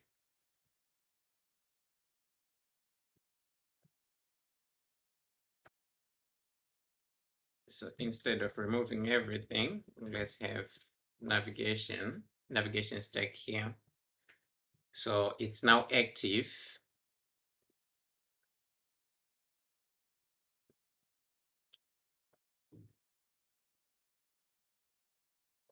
So we need to extract. Let's extract this.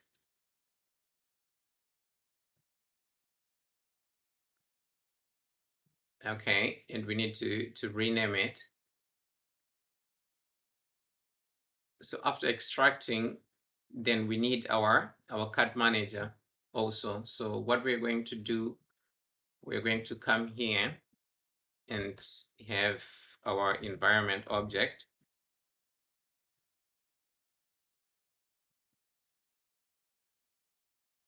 It's going to be cart manager. and here it's going to be cart manager.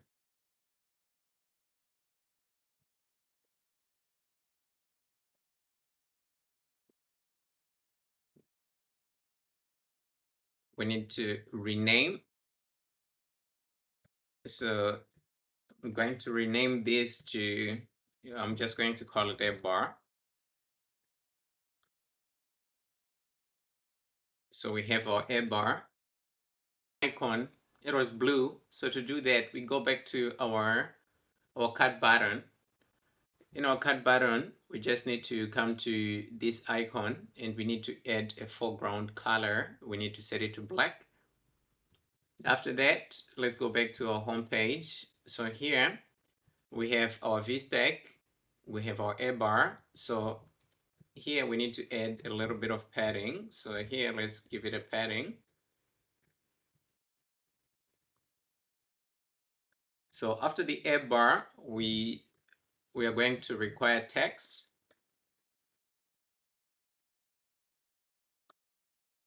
So our text here, we are going to say, find the most luxurious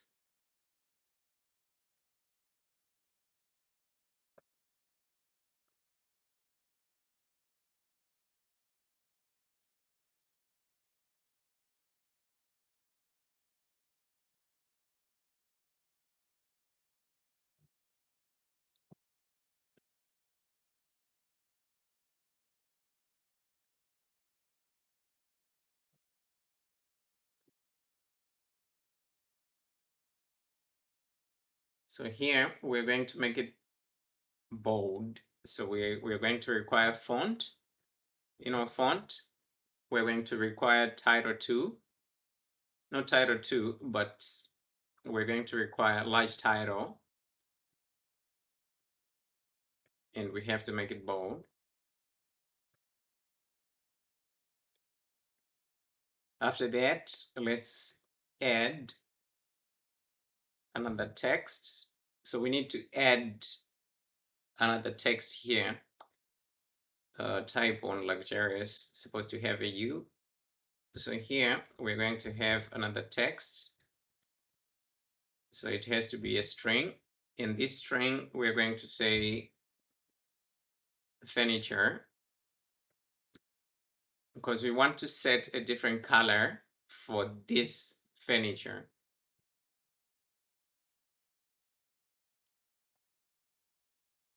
To add, okay, you need to add a space. So here we're going to have a font, and in our font, we're going to make it a large title, and we're also going to make it bold. After making it bold, we are going to have a foreground color. And here, our foreground color, we're going to use a green color. So let's add some space. So in our foreground color, we're going to utilize our primary color. So here we need to pass a color. After passing a color, we're going to have our primary. So now it's green. So we are done with that part. So right after, this is our VStack. We need to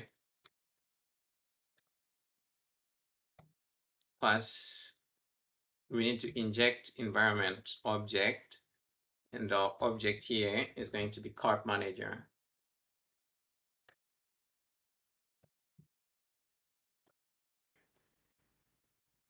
Let's copy this VStack that we have here, because we need to add this text in our A bar, like way below this A bar that we have below. So let's just go ahead, have a VStack here, paste our VStack.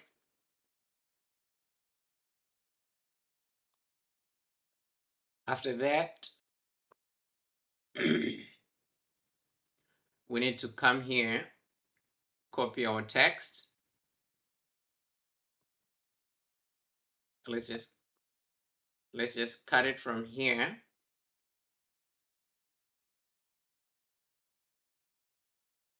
So here we have HStack. We need to paste our text here.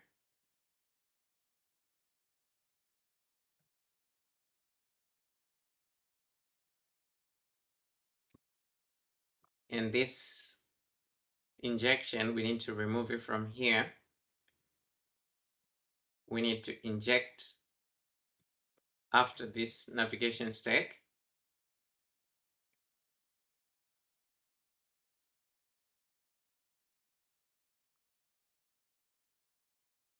Let's get rid of this VStack that we have inside.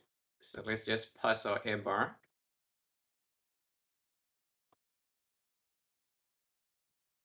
And in our A bar below, let's pass a padding. Okay, so that we won't have a lot of code up here on top. So we're good. So the next thing that we need to do, we need to pass the image slider that we've worked on before. So here we have image slider view. We're going to pass it here. But right in between our A bar and the image slider, we are going to require a search view.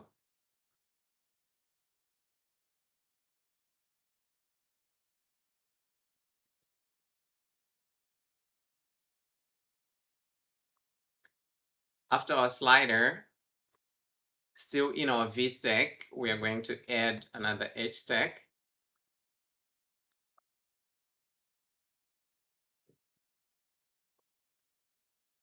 So this HStack, we're going to require text.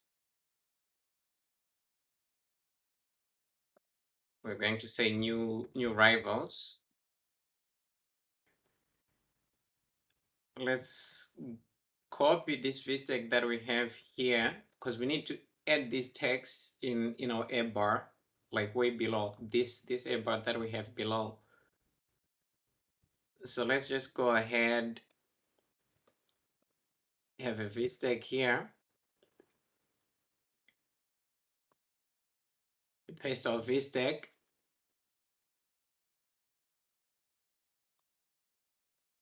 After that, we need to come here, copy our text.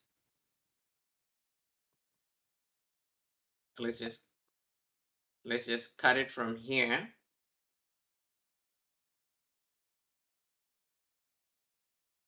So here we have HStack. We need to paste our text here.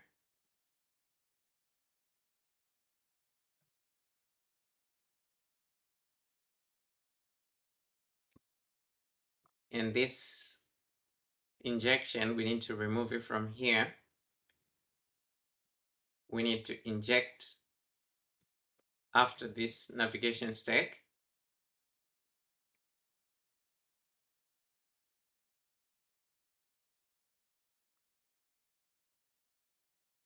Let's get rid of this VStack that we have inside. So let's just pass our A bar.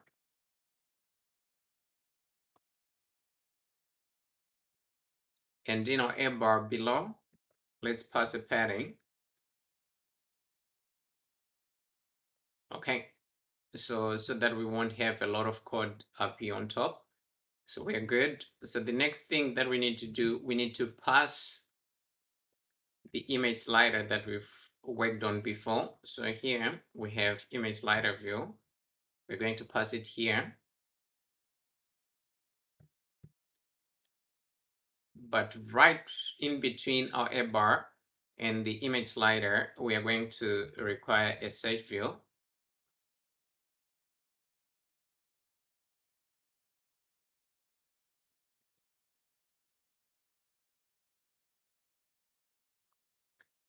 After our slider, still in our VStack, we are going to add another HStack.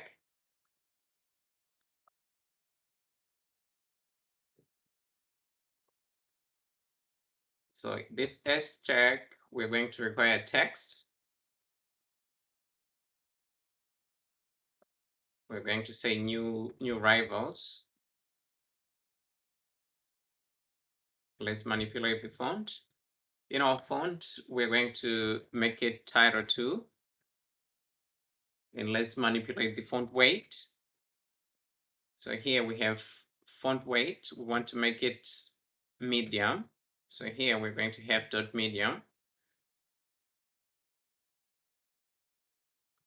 And in our HStack, we need to add a spacer.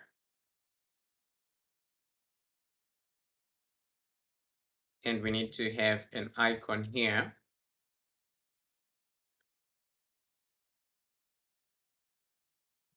So we need to pass the name. So the name is going to be circle.grid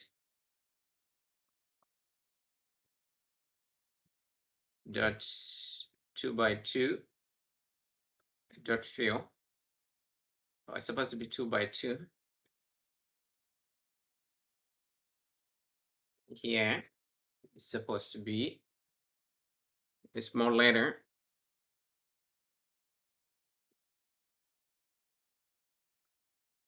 And let's add padding.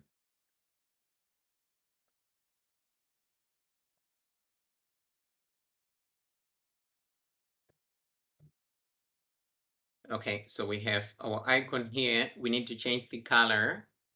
So here we're going to add foreground color. In our foreground color, we're going to use the color that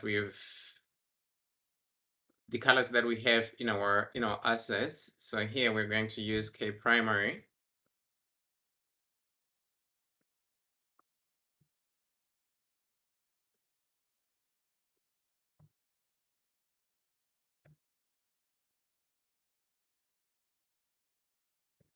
First thing that we need to do here, we need to wrap our ZStack in a navigation stack.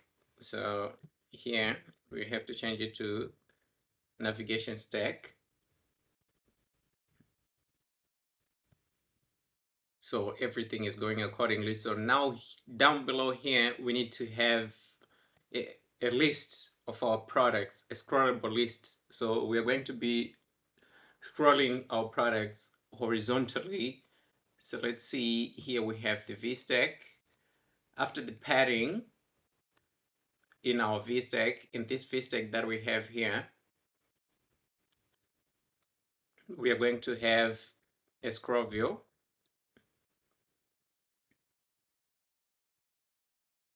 In our scroll view, we're going to have two properties. So the first is the direction. So our direction is going to be dot horizontal, and we are going to have a shadow indicator.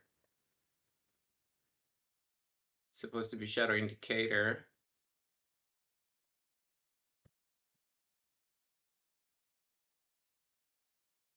Is it show indicators? Here we are supposed to show indicators, and we are going to set this boolean to false.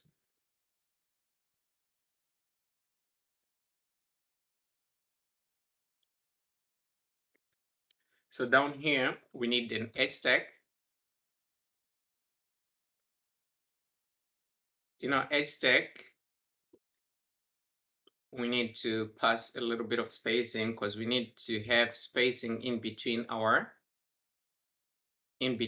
products. So we're going to give it a space of 10. So inside our HStack, we're going to have for each.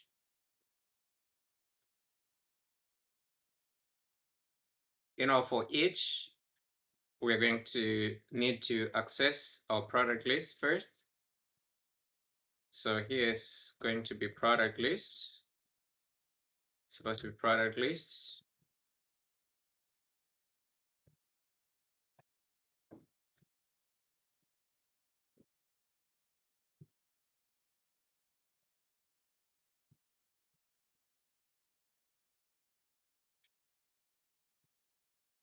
So here we need product.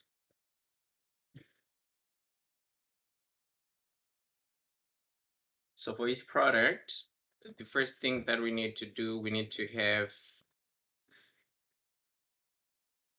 a navigation link, because if we click on a product, then we're supposed to be sent to a product details page. So here we're going to pass it as empty for now. After that, we're going to have a label.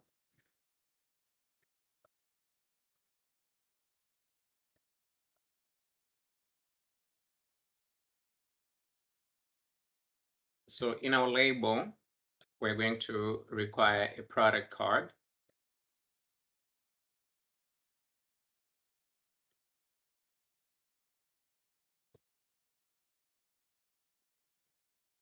So we need a product.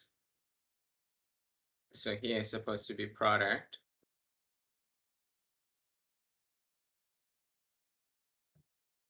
Let's see whether we have, okay. So our product's already showing on our screen. Let's see. Let's just pass something here. Texts. So in here, we can have product.name. For now, later on, we're going to create our page, and then if we click here, instead of having a product name, then we're going to have our product page. So we need to take care of these colors. But first, before we do anything,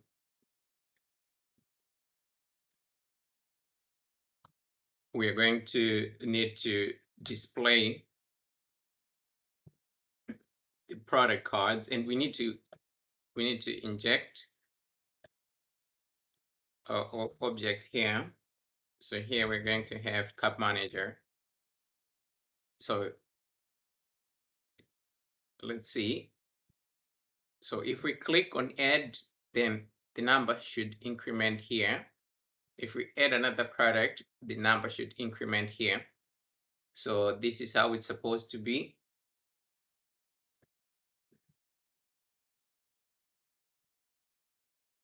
So this HStack, after this HStack,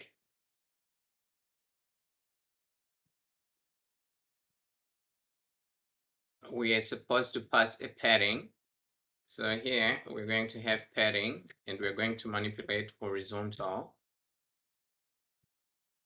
so that everything can be aligned. So now we have everything.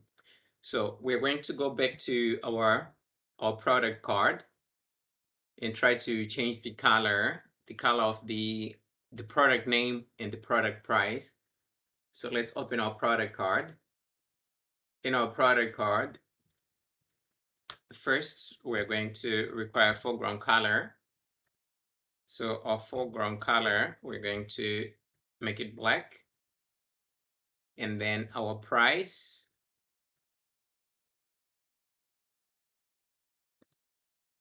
we're going to have the foreground color too, and we're going to make it black. So let's go back to our home page view and see whether our colors is changed or not.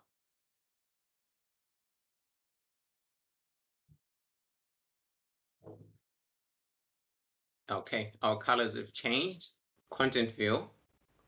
So in our content view, we need to get rid of this first. And we need to call our home page view.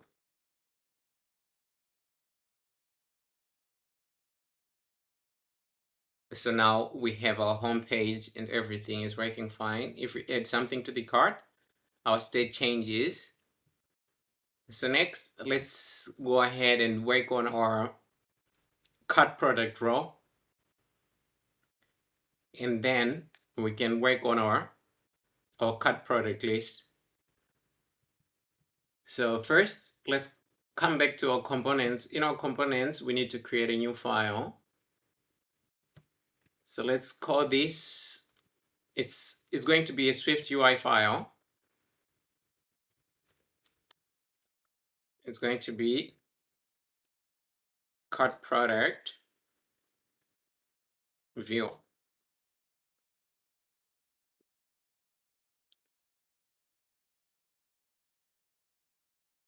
So in our cut product view, first we need to allow access to our cut manager object. So the first thing that we need to do, we need an environment object here on top.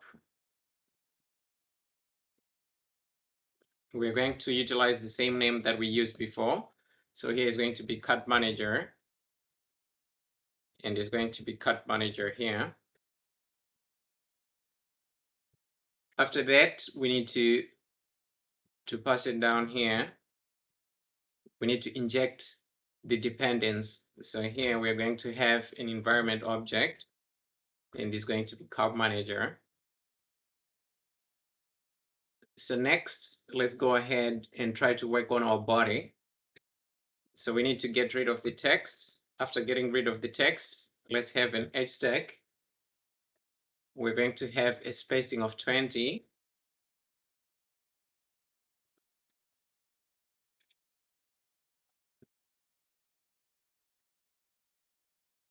In here, we're going to require an image, but before we put our image here, we need to have our product. So here, var product of type product, and we need to have a product down here. So here, our product is going to come from our product list.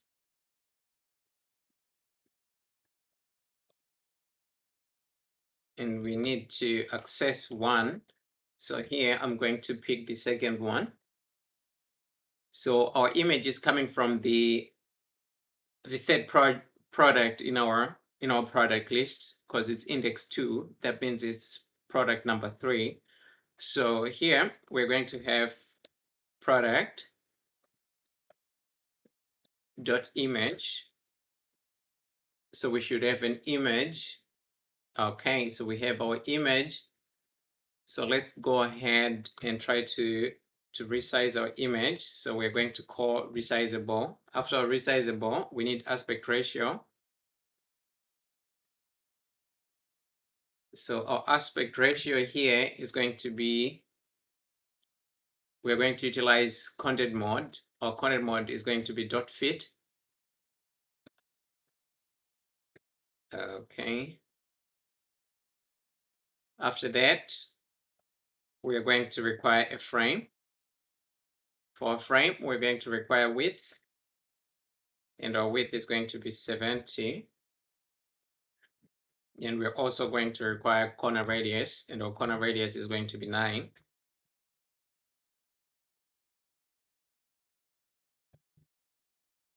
Still in our HStack, we're going to require a VStack. So our VStack is going to require alignment. Our alignment is going to be dot leading. And we need spacing. So here we have to give it a spacing of 5. So let's go ahead and add the text. We need the product name.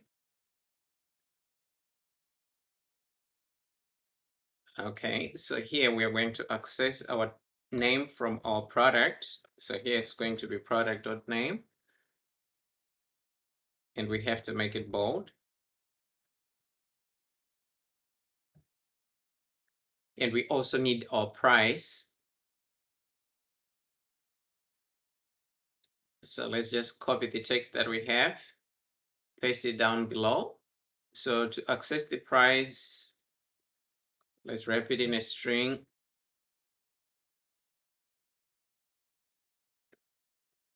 Let's add a $sign. Let's add a space.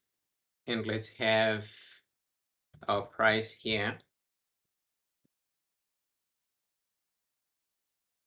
We have our price, and we have to add a little bit of padding.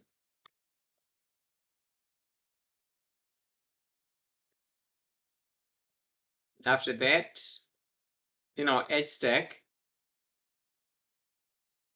And this is our HStack. We need a spacer. That's our spacer. After our spacer, we require an image because we need to have a delete icon. So this is our icon. So our icon is going to be trash. We need to give it a foreground color. So our foreground color here is going to be .red. After that, we need to pass on tap gesture.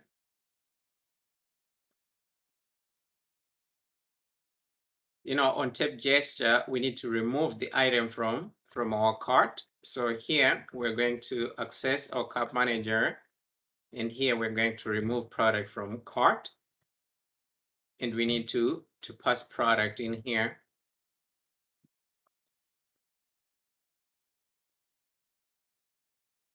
So here, the first thing that we need padding.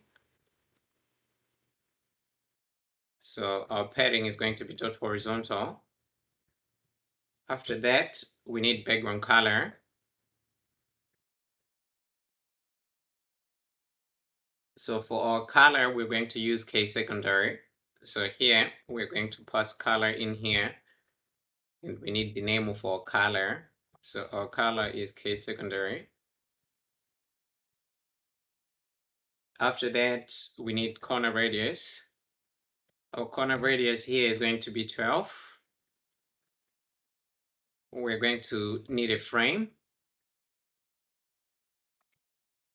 So for our frame, we need to have our width. And our width here, we're going to have dot infinity. And for our height, dot infinity, and we're going to need alignment. Our alignment is going to be dot leading. After that, we need padding again. So we're going to have padding here so that it won't take up the whole screen. So that's going to be our cut product card. So after this, we need to create a cut view where we are going to have all the products that we've added in our cart view. Let's go ahead to our views. We need to create a new file in here.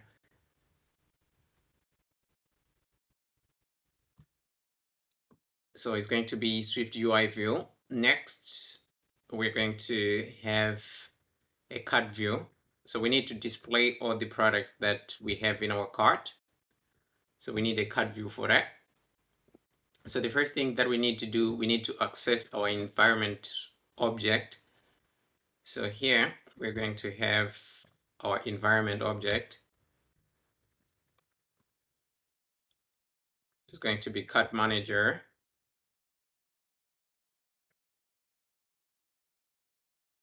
And we have to give it the name cart manager here. And we need to inject the dependencies. So here it's going to be environment object. So here it's going to be cart manager. So we are done injecting our object, our dependencies. So let's go ahead and get rid of the text. After getting rid of the text, we need a scroll view.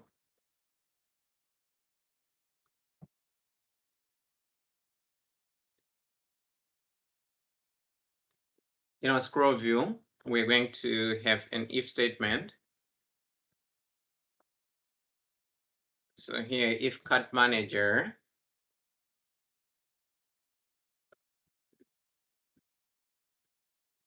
dot products count. So we need to access the count, the length of our list first. So if our list is greater than 0, then we need to display our products.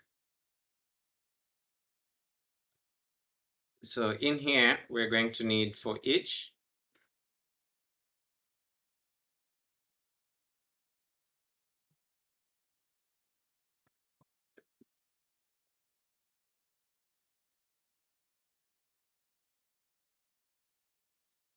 So let's pass the ID. So here is going to be .id.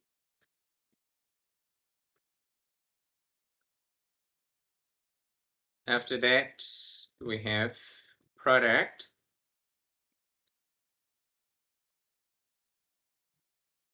So we need to display our lists. The first thing that we are going to need is we're going to need our, that's product card. So here is going to be product card. So product card requires a product. So we're going to use this product that we have here.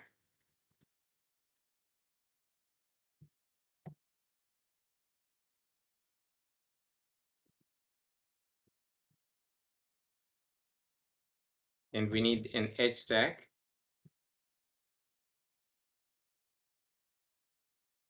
In our HStack, we're going to have our total.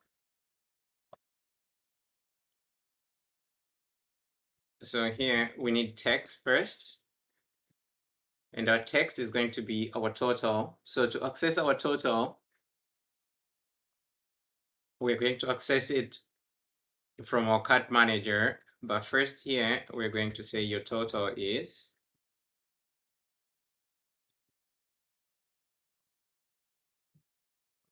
Let's space it a little bit. Let's add a spacer.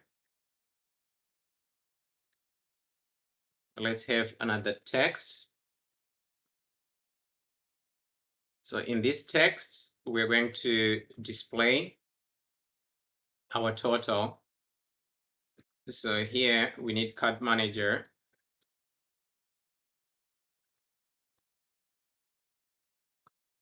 We need our cart manager.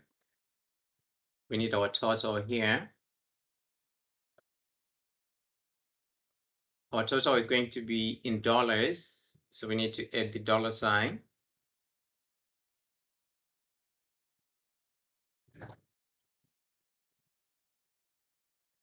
Let's make our text bold.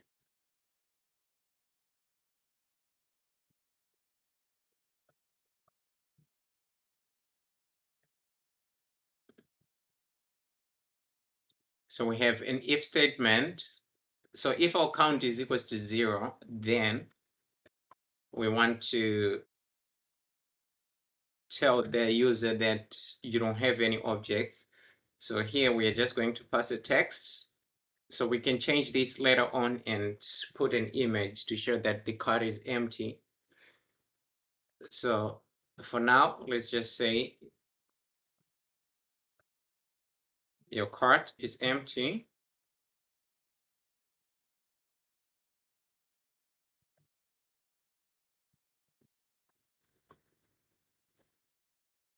So our navigation title is going to come here, navigation title. We need to provide a text.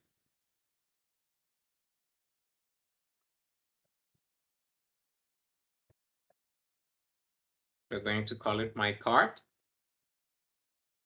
And we're going to add a little bit of padding.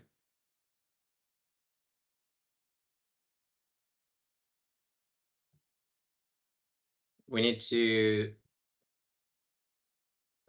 correct this. We've made a typo.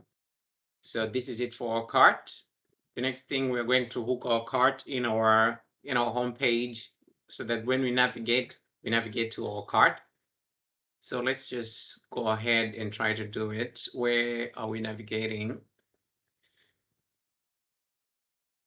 Down here, we have this navigation link. So here, we're going to have a cart view.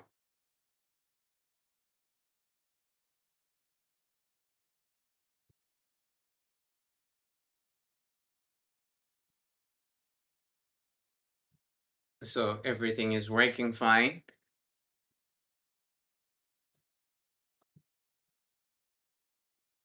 Let's bring this down.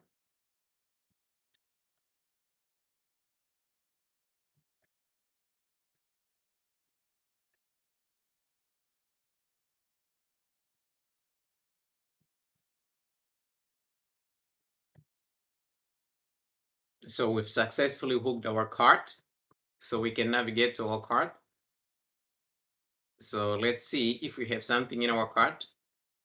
Oh, we still need to figure out how to display the products. Mistake, it's not supposed to be cart manager. It's supposed to be this cart manager, lowercase, with no brackets. It right on top, our navigation stack. After our navigation stack, we need to pass this environment object. It is going to be cart manager. Same here, lowercase cart manager. So now if we click, we can go to the cart. Let's add a product. We can view the product, but the cart that we have in here is not the right cart. So we need to come back to this navigation link, our destination, cart view. Let's see.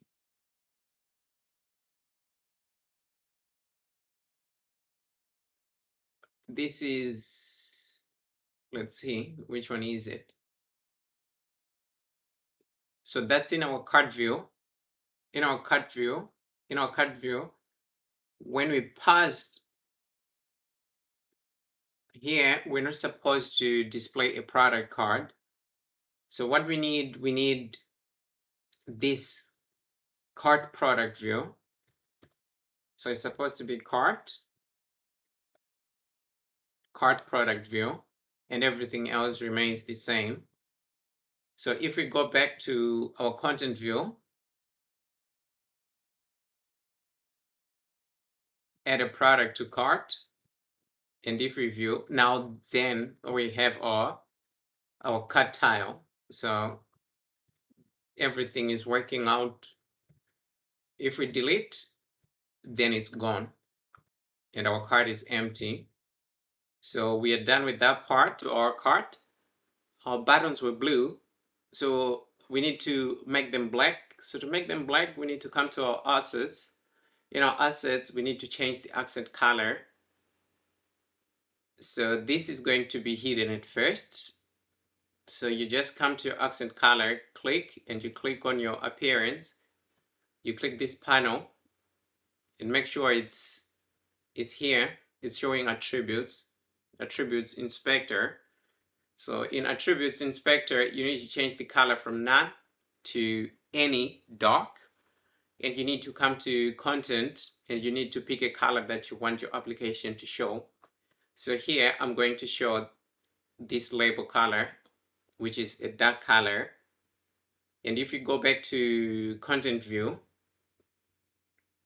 then your color for your back button will be black.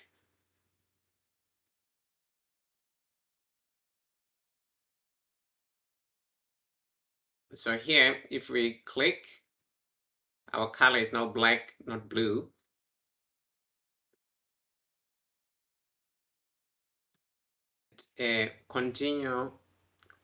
Continue with Apple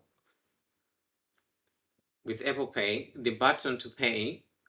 We're not going to go all the way to try to integrate it to Apple Pay, but we need the button, because to integrate you need to have a developer account, and most of us, or most of the developers who are just starting, they don't have that part. They don't have developer accounts. So let's just go ahead. In our components, we're going to create a new file. It's going to be of SwiftUI. So let's call it payment button.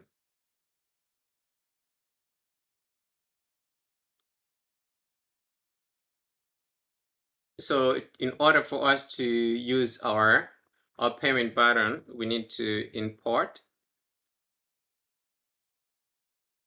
We need passkit here.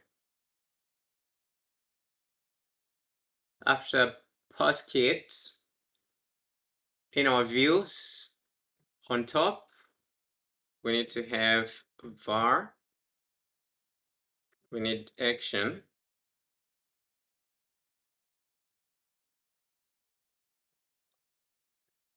and our action is going to be it's going to be void. It's the same as empty. And we need our body. Our body here, we need to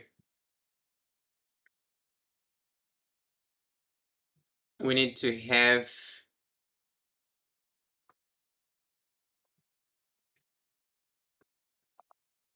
okay.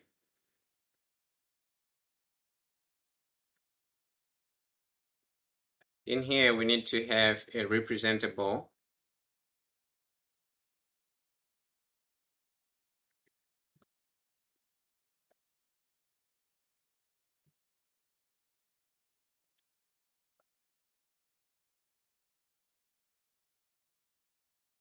Okay, so I've made a typo on top, but it's supposed to be action. And here it's supposed to be action. So let's come here on top. It's supposed to be action here. And we need to pass this action in our payment button.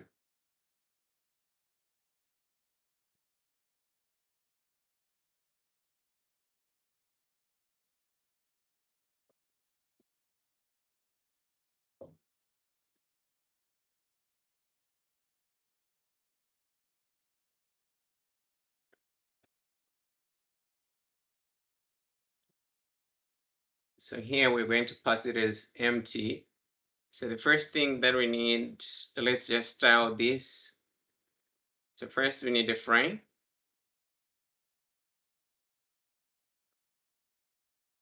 So our frame, we're going to have min width. We're going to have a min width of 100. And we're going to have max height. We're going to have max height of 400. After that, let's have frame. Let's pass height. It's supposed to be inside the frame. So in here, we're going to pass a height of 45.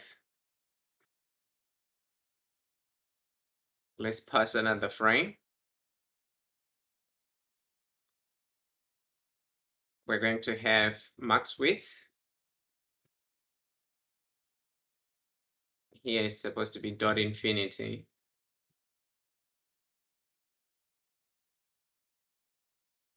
So let's create an extension down here. So it's supposed to be payment button.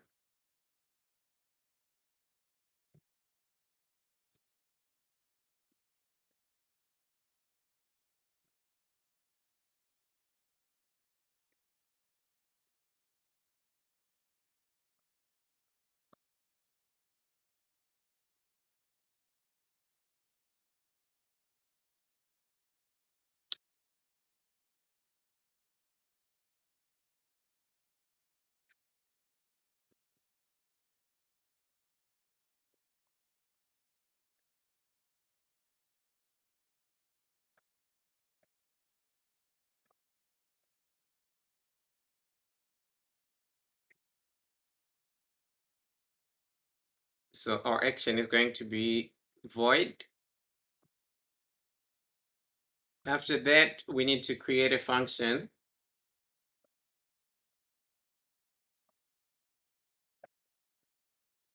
So we're going to have a make coordinator.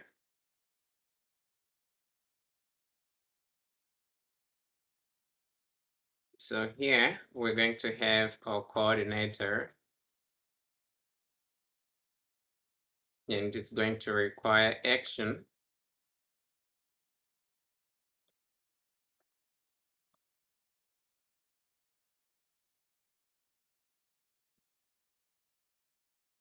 Let's make another function.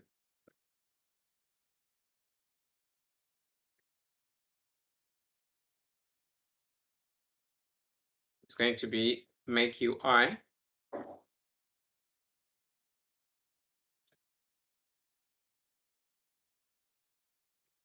So here we require context. dot coordinator.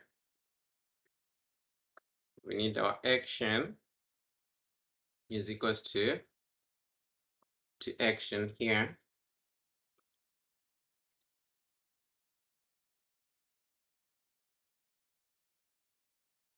Okay, this is wrong. This is wrong. Let's cut this. We will need to use it later. So here is going to be contexts dot coordinator dot button.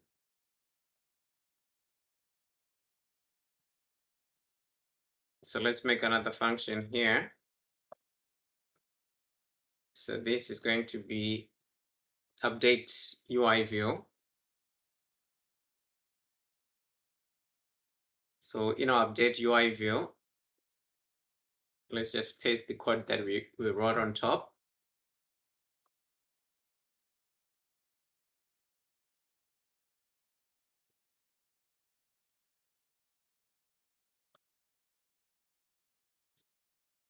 In class, our coordinator.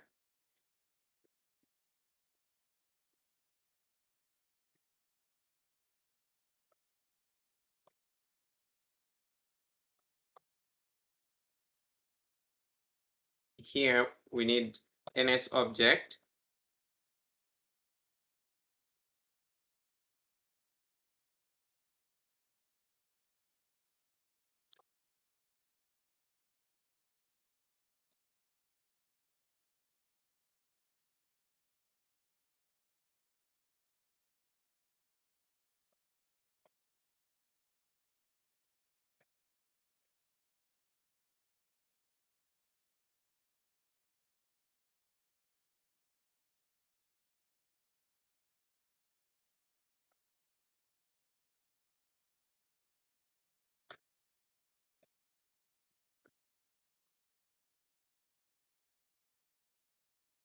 So we need our button. Our button is going to be PK payment button. And in here, we require payment button type. Our payment button type is going to be dot continue.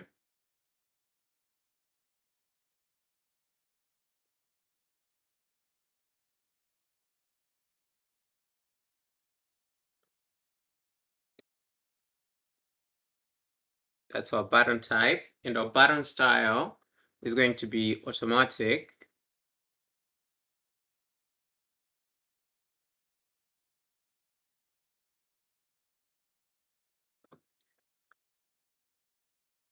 So here, okay.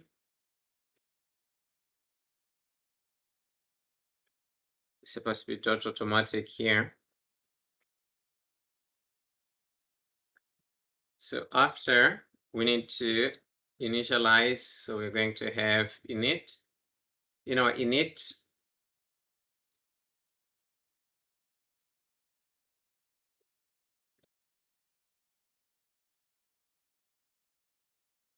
we're going to require action.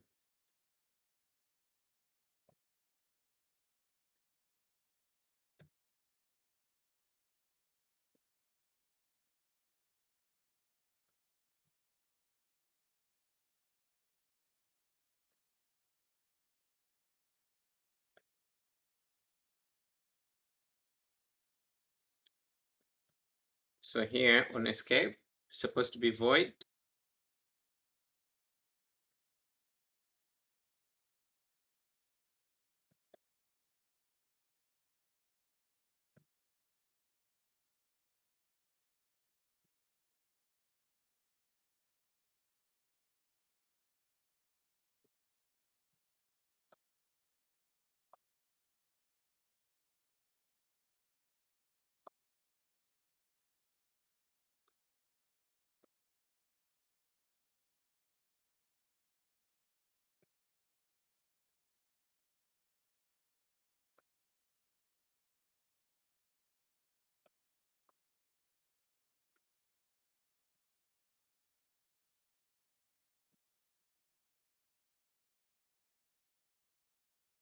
We need to add target.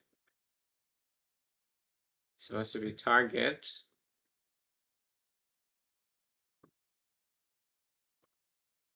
The first parameter is going to be self or action.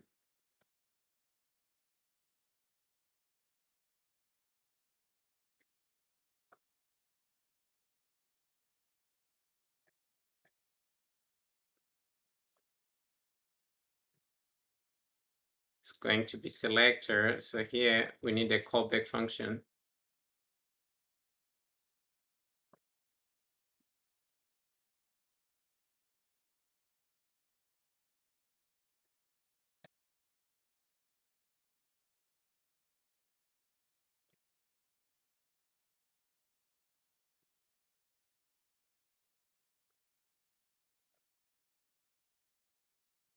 So here is supposed to be touch inside.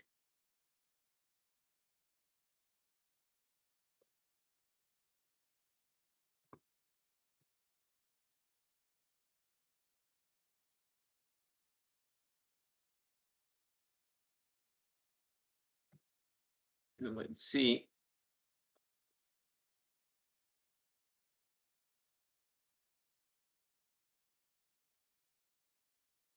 Okay, so we need to create this callback.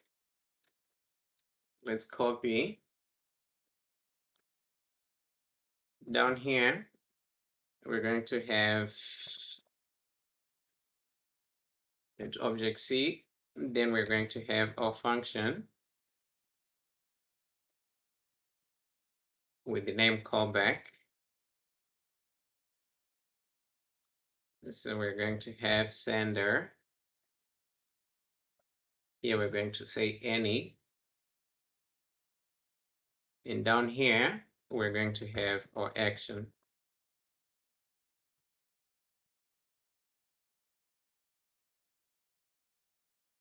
Okay, so our button is now showing on the screen. So let's go back to our card view.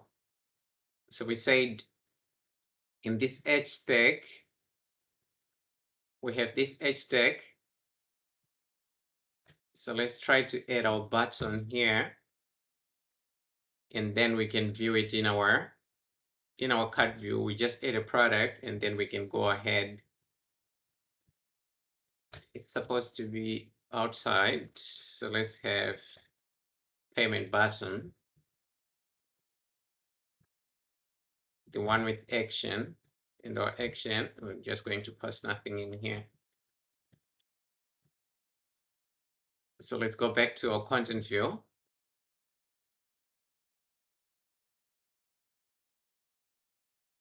In our content view, we're going to add an item and we're going to view our cart. So, and this is our button. So let's do one more thing. In our cart view,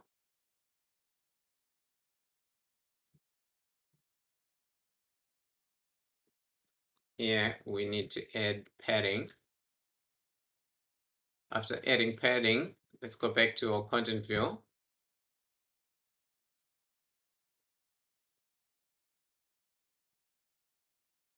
It's taking a little bit longer.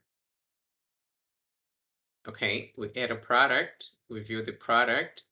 So our button is now showing up okay. So let's see if we add another product. Now we have two products and our price is incremented to 700. So everything is going fine. Product details page. So we need to go to our views. In our views, we need to create a new file. It's going to be a SwiftUI view. Let's give it a name. We call it product details view. So that's our page. So in our page, the first thing that we need our product. So we're going to have our product here. And our product is going to be of type product.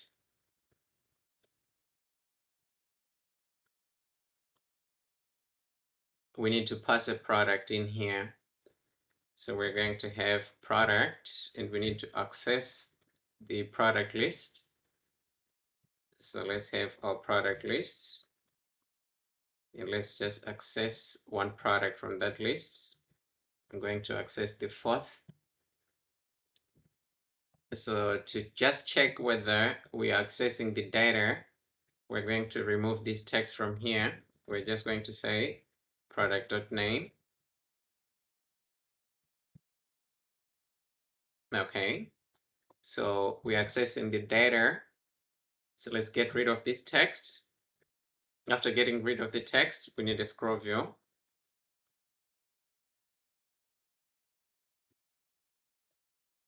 And outside of the scroll view, we need to ignore safe area.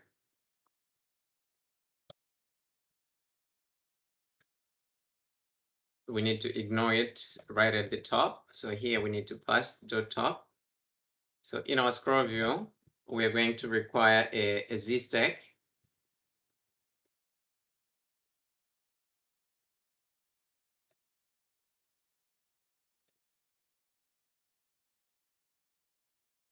In our ZStack, we are going to need a color.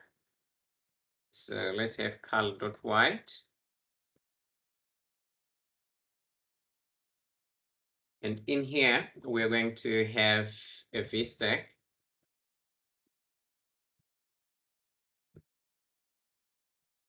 Our VStack is going to require alignment.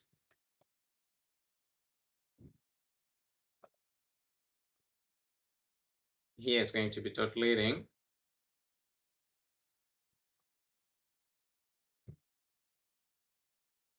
In our alignment, in our VStack, we're going to require a ZStack.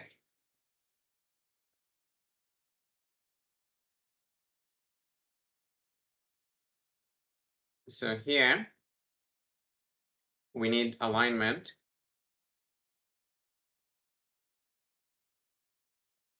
It's going to be top trailing. The first thing that we need an image. And we're going to get an image from our product instance on top. So here we're going to say product.image.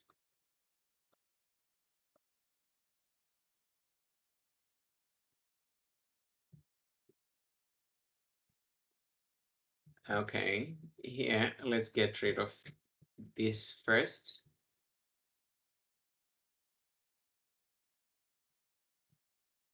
So we have our image. Let's make it resizable. After that, we need to ignore safe area. Okay, we made a mistake the first time that we tried to ignore the safe area. So here we're supposed to say edges, and we're supposed to say dot top. So that's supposed to be our scroll. So let's just copy, go to our scroll view. Right below it, we paste. So now, down below here, we need a frame. So we need to manipulate the height of our image. So we need to pass the height, and we're going to give it a height of 300.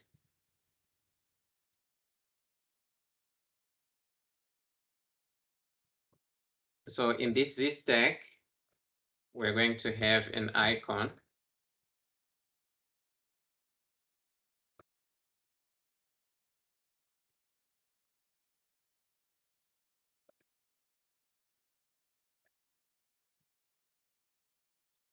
We're going to have hard.fill.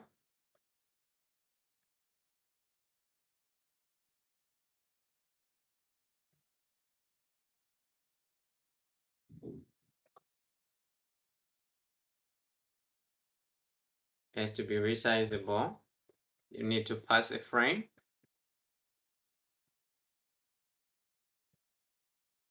In our frame, we need width and height. So that's our width. Our width is going to be 25. So it's going to be 25 by 25. So our height here is going to be 25. After the frame, we need padding. So our padding, we're going to have a padding on the top. So here is going to be top, and we need to give it a padding of 65.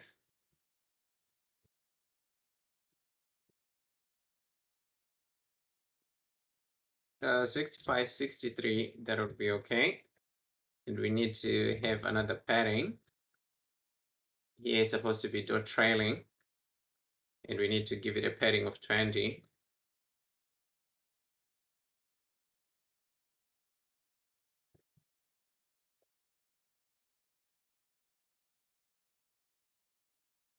Let's create a VStack after our ZStack. So this is our ZStack.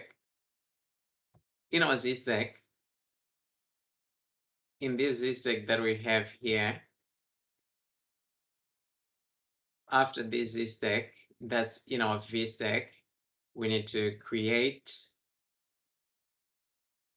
a VStack.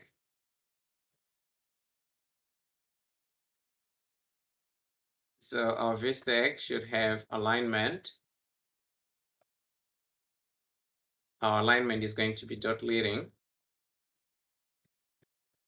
So in here, we're going to have an HStack.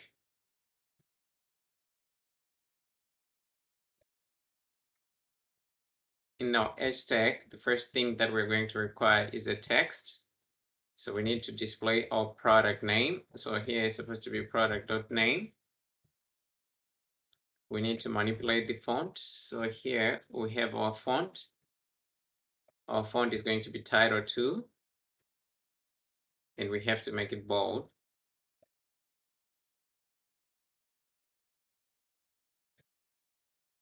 After that, we need a spacer. After the spacer, we need another text. We need our price. So let's have a text here.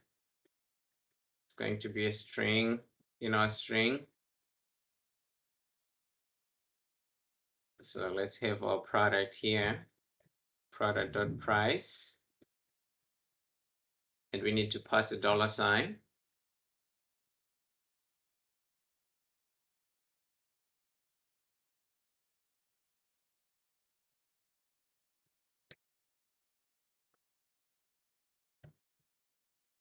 We need to style our texts.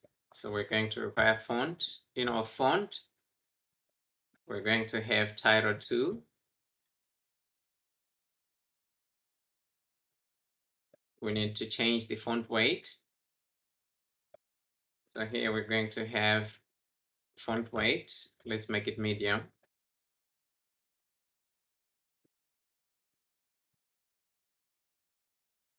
So let's make it semi-bold. And we need to add a little bit of padding. So here we're going to have padding. We're going to manipulate the horizontal side.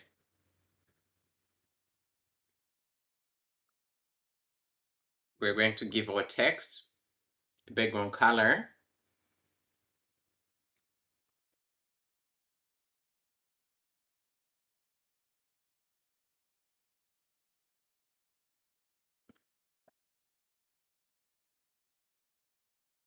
It's going to be background. Here in our background, we need to pass the color. And we need to use the colors that we have declared in our assets. So here, we want to use our case secondary color. It's going to be a lowercase k with an uppercase s. So here is supposed to be secondary.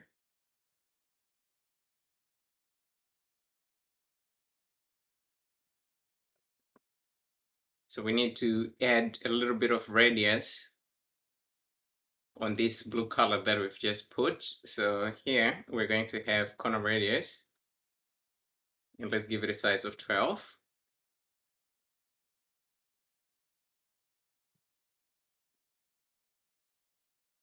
So we need to have a padding on this HStack. So let's have our padding here. So our padding is going to be dot vertical.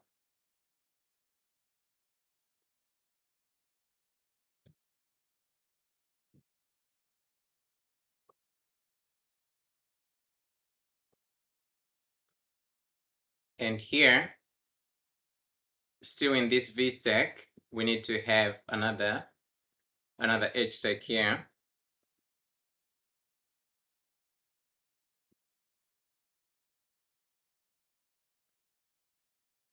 So in this HStack, we're going to require spacing. So we have our spacing there. We'll give it a size of 10. And down here, we need to put the rating stars. So our rating stars, they're going to be icons. So we need to have an icon.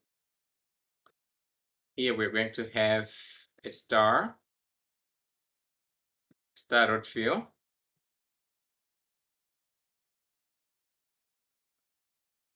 We need to manipulate the style. So first we need to be able to control the size. So let's have a resizable property. Afterwards, let's have a frame so that we can pass the kind of sizes that we want. So first we have our width, and our width is going to be 20. We have our height, and our height is going to be 20 also. Let's give it a foreground color.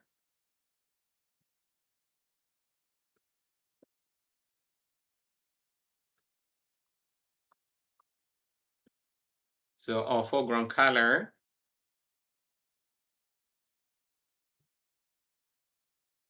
is going to be yellow.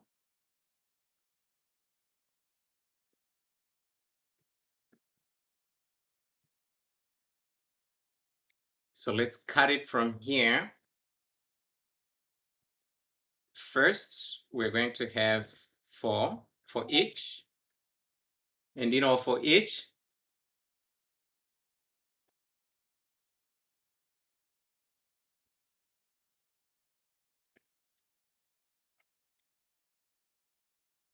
we need to have a count. So here, we're going to have 5. We're going to have 5 stars. So here we're going to say index in, and then we need to paste back our stars. So we have our 5 stars here. After our stars, we need to have a text in this HStack. So here we're going to pass the text. We need to just pass the rating. So for our rating, we're going to have an integer. So let's pass an integer here. Let's just say 4.5.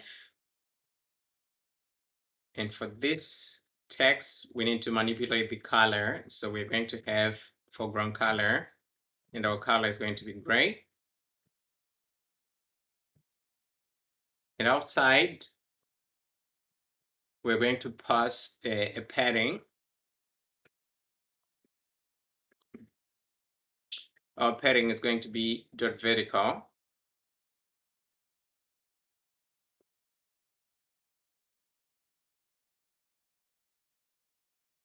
Okay, here we have a typo. It's supposed to be vertical. So let's have another text. So this text, we're going to have a description. So at first, we passed our description as an empty string. So we need to go ahead and put the description in our models, and then we can show our description. So you can have any kind of description that you want for your product. So here, let's just change the font properties. So for our font, we're going to make it Title 3. And we need to have a different font weight. For font weight, we're going to use medium. So here we pass .medium. And so you can go ahead and write the description that you want for your product. So to do that, you need to come to your models. In our models, then here we had an empty string, so you need to pass your description. And the other thing, you need to declare 3 variables on top: width, height, and diameter. And then you pass them to your products. Then you're going to have different kind of measurements for each and every product, but for me I just put them the same. So here you can just put something different. It's all up to you. So right now let's go back to our product details page. In our product details page, we made our size medium. So after that we need to have another text. So for this text, we're going to access our description. So it's going to be product.description. So we have our description here. After that, we need to create an HStack.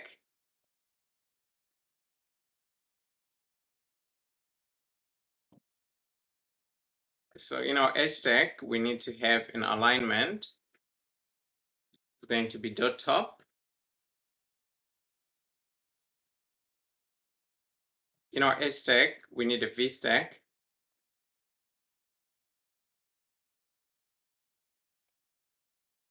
First, we're going to have alignment. Our alignment is going to be .leading. And we can have our content here. So first, we're going to have a text.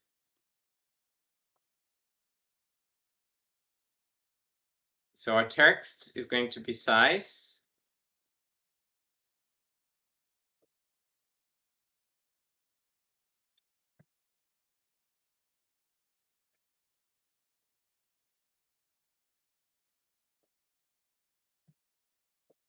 So here we need to have our font.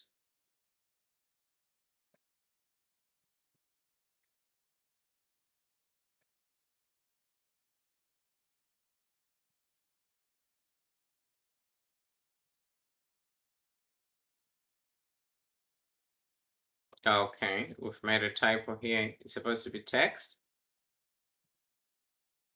So here it's supposed to be system. And we need to manipulate the size. So here we're going to give it a size of 18.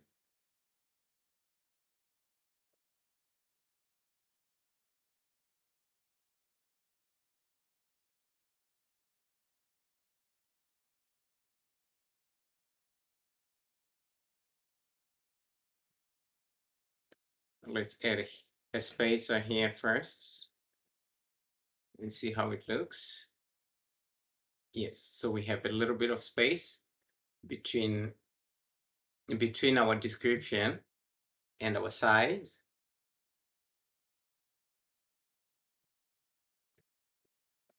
Let's manipulate the font weight.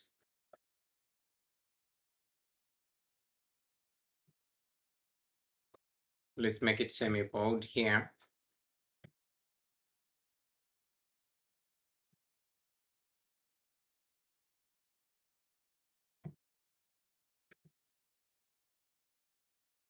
Next, we need another text. So in our text, we're going to have height.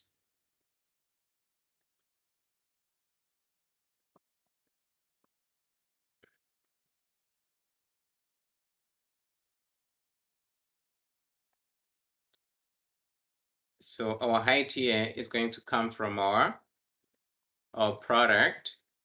So here it's supposed to be product.height.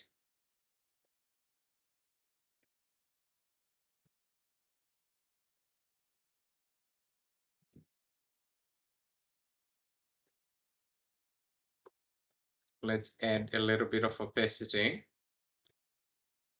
Let's give it an opacity of 0.5.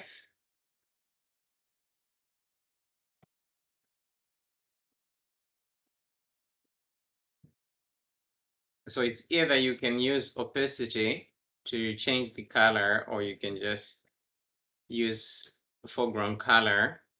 And for the color here, you just say dot gray.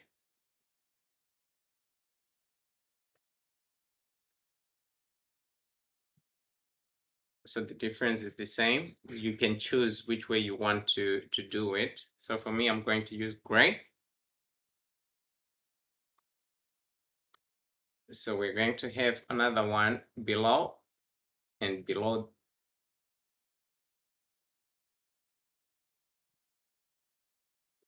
that, we're going to have another one. So we have width and we have diameter. So we need to change these. So here is going to be diameter with 1t. Here is going to be width.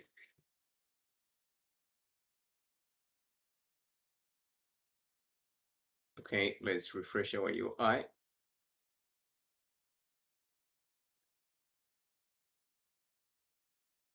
So we have our Mac. We need to add a frame. It's supposed to be a frame. So in our frame, we need to have max width. So our max width is going to be dot infinity. And we need to have alignment. Our alignment is going to be dot leading.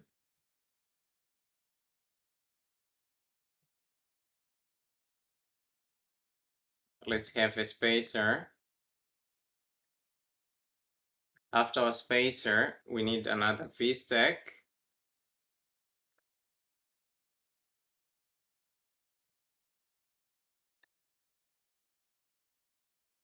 So in this VStack, we're going to have alignment. So here is going to be dot leading. So we need texts. So this text is going to have the same property as this one. So we can just copy the one on top. We paste it here.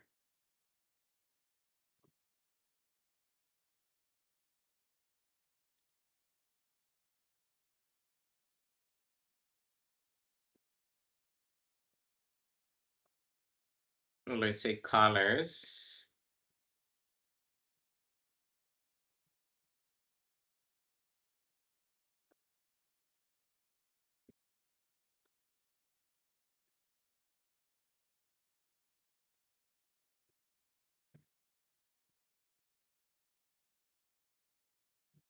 So here we can have all colors.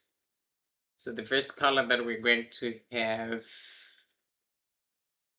let's just copy. We can copy these and then we can have 3 colors.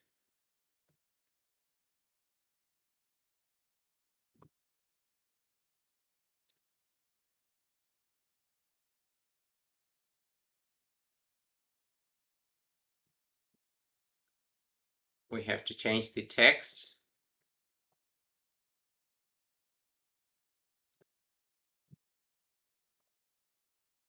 So we can say blue. So here it's going to be dot blue.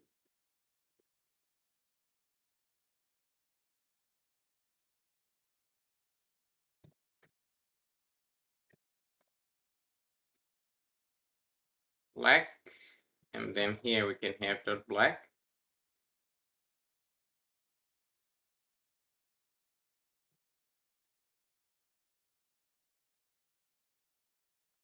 Let's say off-white.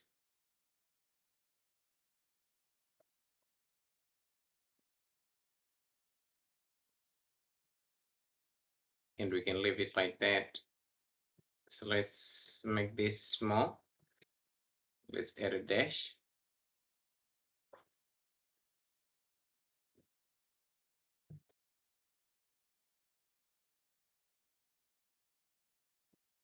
So after, we need to add these same properties to our VStack. So we can paste them over there. And we need to have a padding.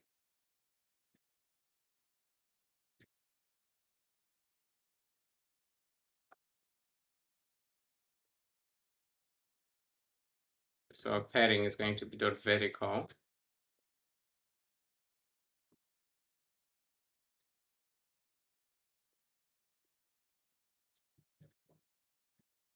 So down below this dot vertical, we need to pass a payment button. So our payment button requires action, and we're going to pass empty. And down here, we need to have a frame. So for our frame, we're going to require width. Our width is going to be dot infinity. And we're going to require height. And let's give it a height of 35. Let's put 35 first and see how it looks. 35 is okay. We have corner radius already. So that's okay. So let's move on. We need to add a little bit of padding. So here we're just going to pass padding.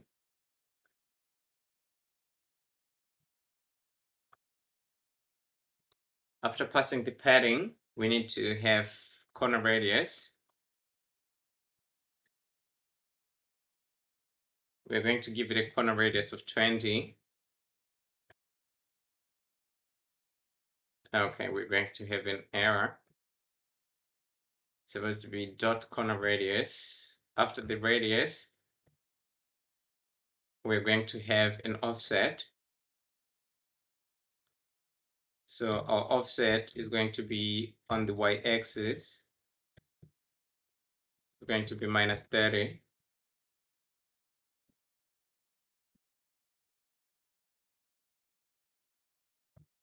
Padding, we have to add the background. So here, we're going to have dot background. So our background has to be white so that we can have these visible rounded corners here. So this is what our page is going to look like. So if you want, you can go ahead and change these colors to make them like circles, like circulars. But this is what our page is going to look like. So now we need to go back to our home page. And in our home page, here where we're navigating and we're just passing the name.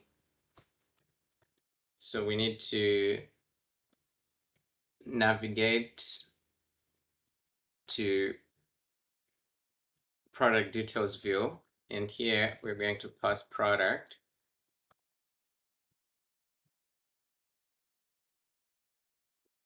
So if we click, then we'll see the product here and all the details. That's another product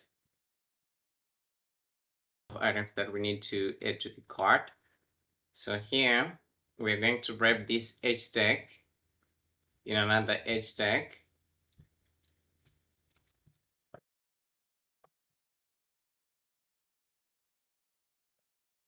So in this HStack, let's have another HStack. So in this HStack, we're going to require a button. So our button takes action and label. For label, we're going to have an icon. So here we're going to have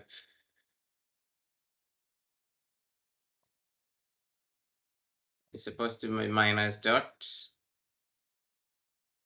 dot square. That's the first, but between this padding and the edge stack, let's add a spacer. And let's go ahead and copy this button. We paste it down, and in between the buttons, we're going to require a text. So our text here is going to be a number. Let's just put 1, and we need to change this minus to plus.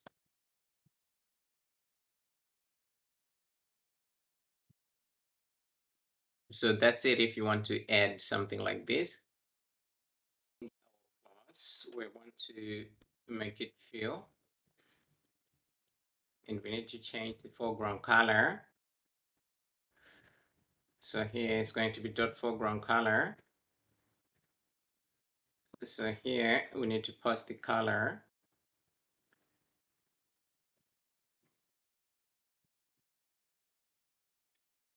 And our color here is supposed to be K primary.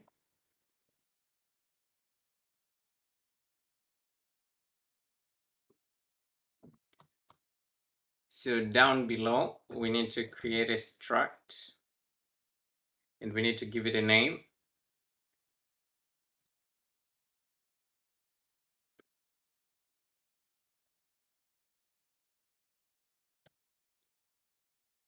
Let's call it color.view.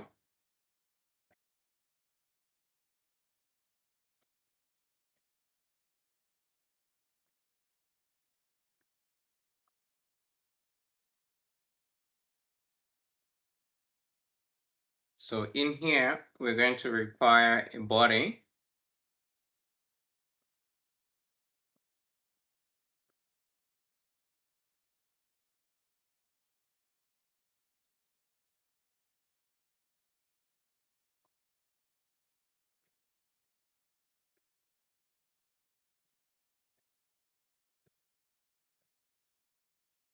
So first, we need to have a color.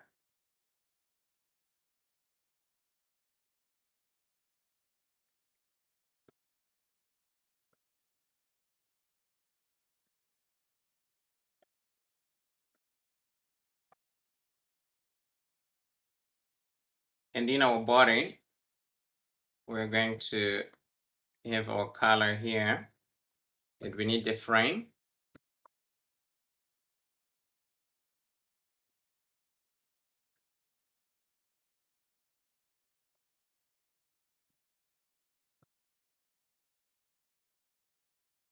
So in our frame, we need to pass width.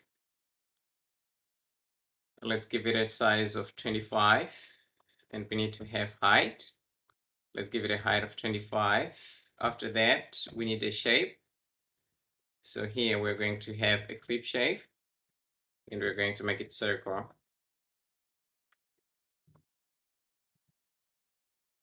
Now let's get rid of this unwanted space. So let's go back. We have this size, and we have colors. So here we need to get rid of these. So in here, in our VStack, we need to create an HStack.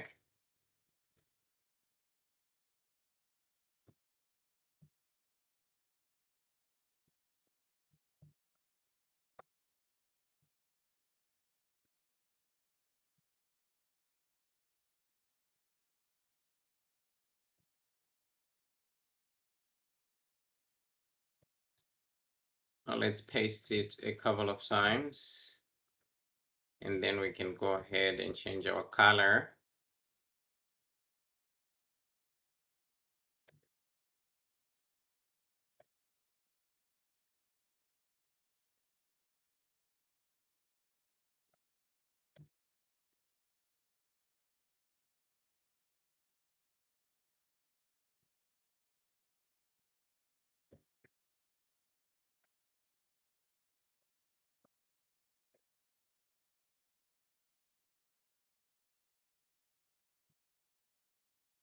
To our color.view, color.view, I made a mistake here. I made a typo. Instead of view, the spelling was like this. So we have this error if we make a typo. So here is supposed to be view, and then our colors will be rendered to the UI without any problem. So we have our colors here.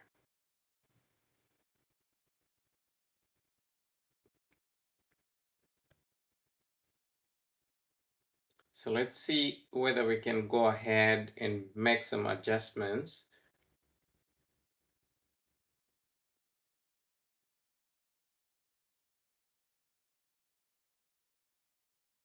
So this is it for our product page. So if we go back to our content view,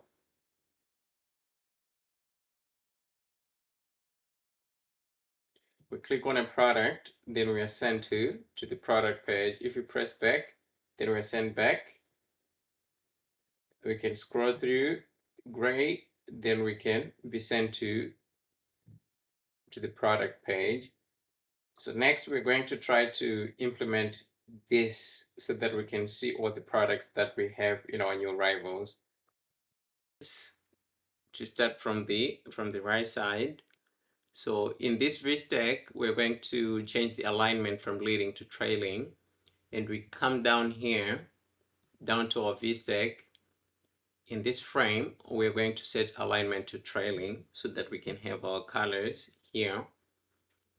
And so that's all that we need to do. We are done with our product page. So the next thing that we need to do, we need to set the navigation for viewing all the products. So let's say we are on new arrivals. If we click this, we're supposed to be redirected to another page. Then we can view all the products that we have. And create a new page, a new view. So in our views, we want to create a new file, and it's going to be SwiftUI. We're going to call it products view.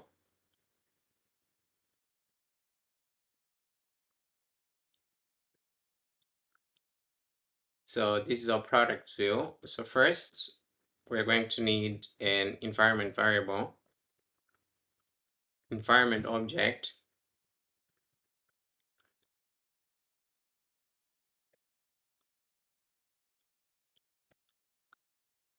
cut manager, and it's going to be cut manager. And down below that, we need to have a column.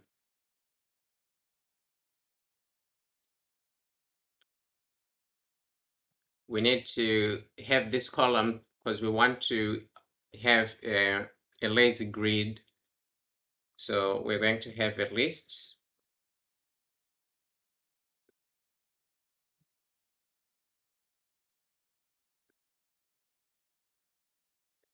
So here is going to be .adaptive.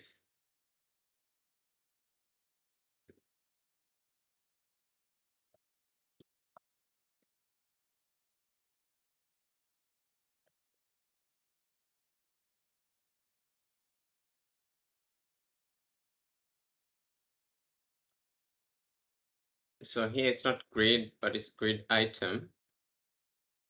.adaptive. In our adaptive, we're going to require minimum. Our minimum is going to be 160. And we're not going to have a max value, so we can get rid of the maximum. So right after that, outside of the bracket, we're going to have spacing. Let's give it a spacing of 20. And we need to work on our body. But before we work on our body, here we have a cut manager. We need to inject our environment object here. So here is going to be curve manager. So let's go ahead and work on our body.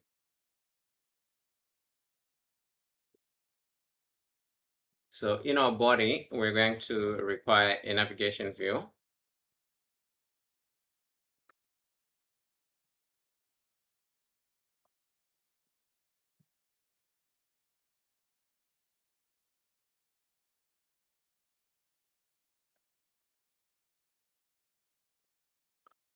In our navigation view, we're going to require a scroll view. So in our scroll view, we're going to have a lazy grid. So it's going to be a lazy V grid. And in here, we need to have our columns.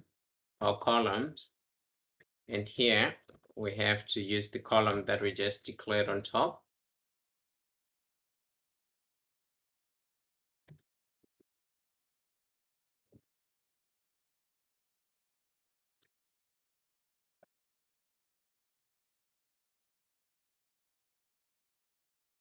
Let's remove this content from here. Let's have spacing. We give it a spacing of 20. After that, in here, we need to have for each.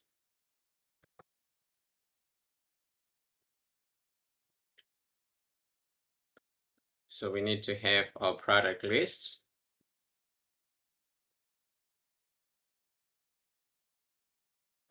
We need to pass an ID. So here is going to be .id.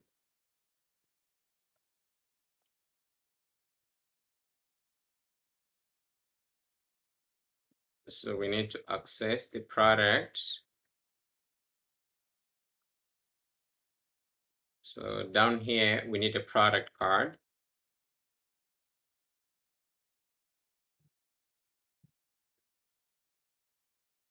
And it's going to require a product. So the product that we are passing is this product that we have here.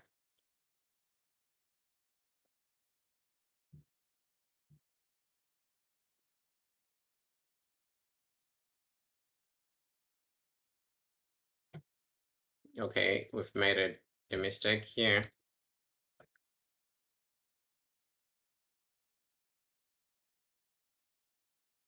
So our products are showing and they're scrollable. So let's go ahead and add padding to our lazy grid. So here we're going to have padding.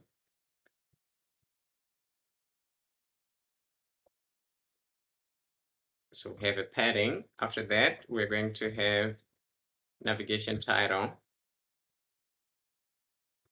So here our title is going to be a text. So we need to pass a string.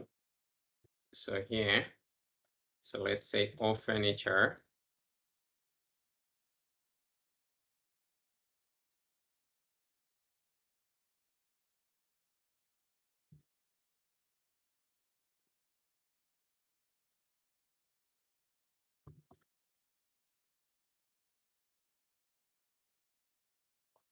So let's go back to our content view, not our home view.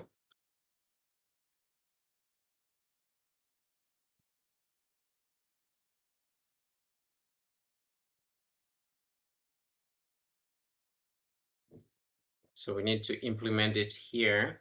So in our content view, we go in our home page. So here we need to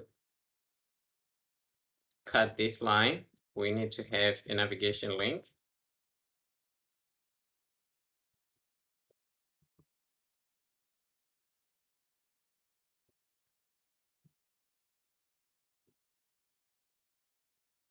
So here, our destination is going to be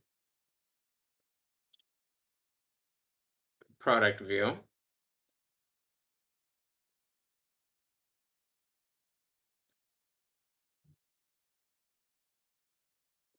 It's supposed to be products, not product. So here, products view. And for our label, we're going to paste our icon. So if we click, we are sent to all our products.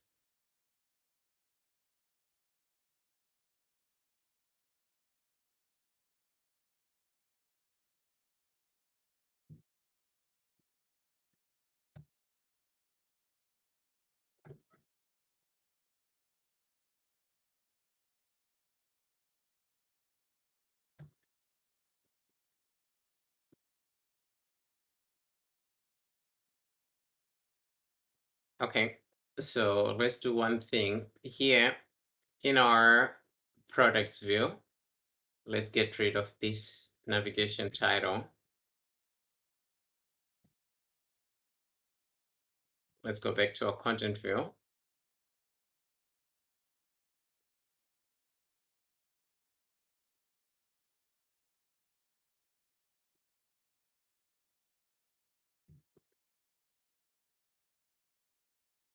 Okay.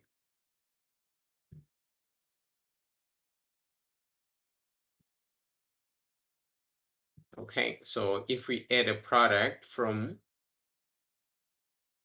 our products, then it will increment our cart here. So if we click, then we have our products here. We can go ahead and delete. So that's all. Our project is complete. Our application is up and running.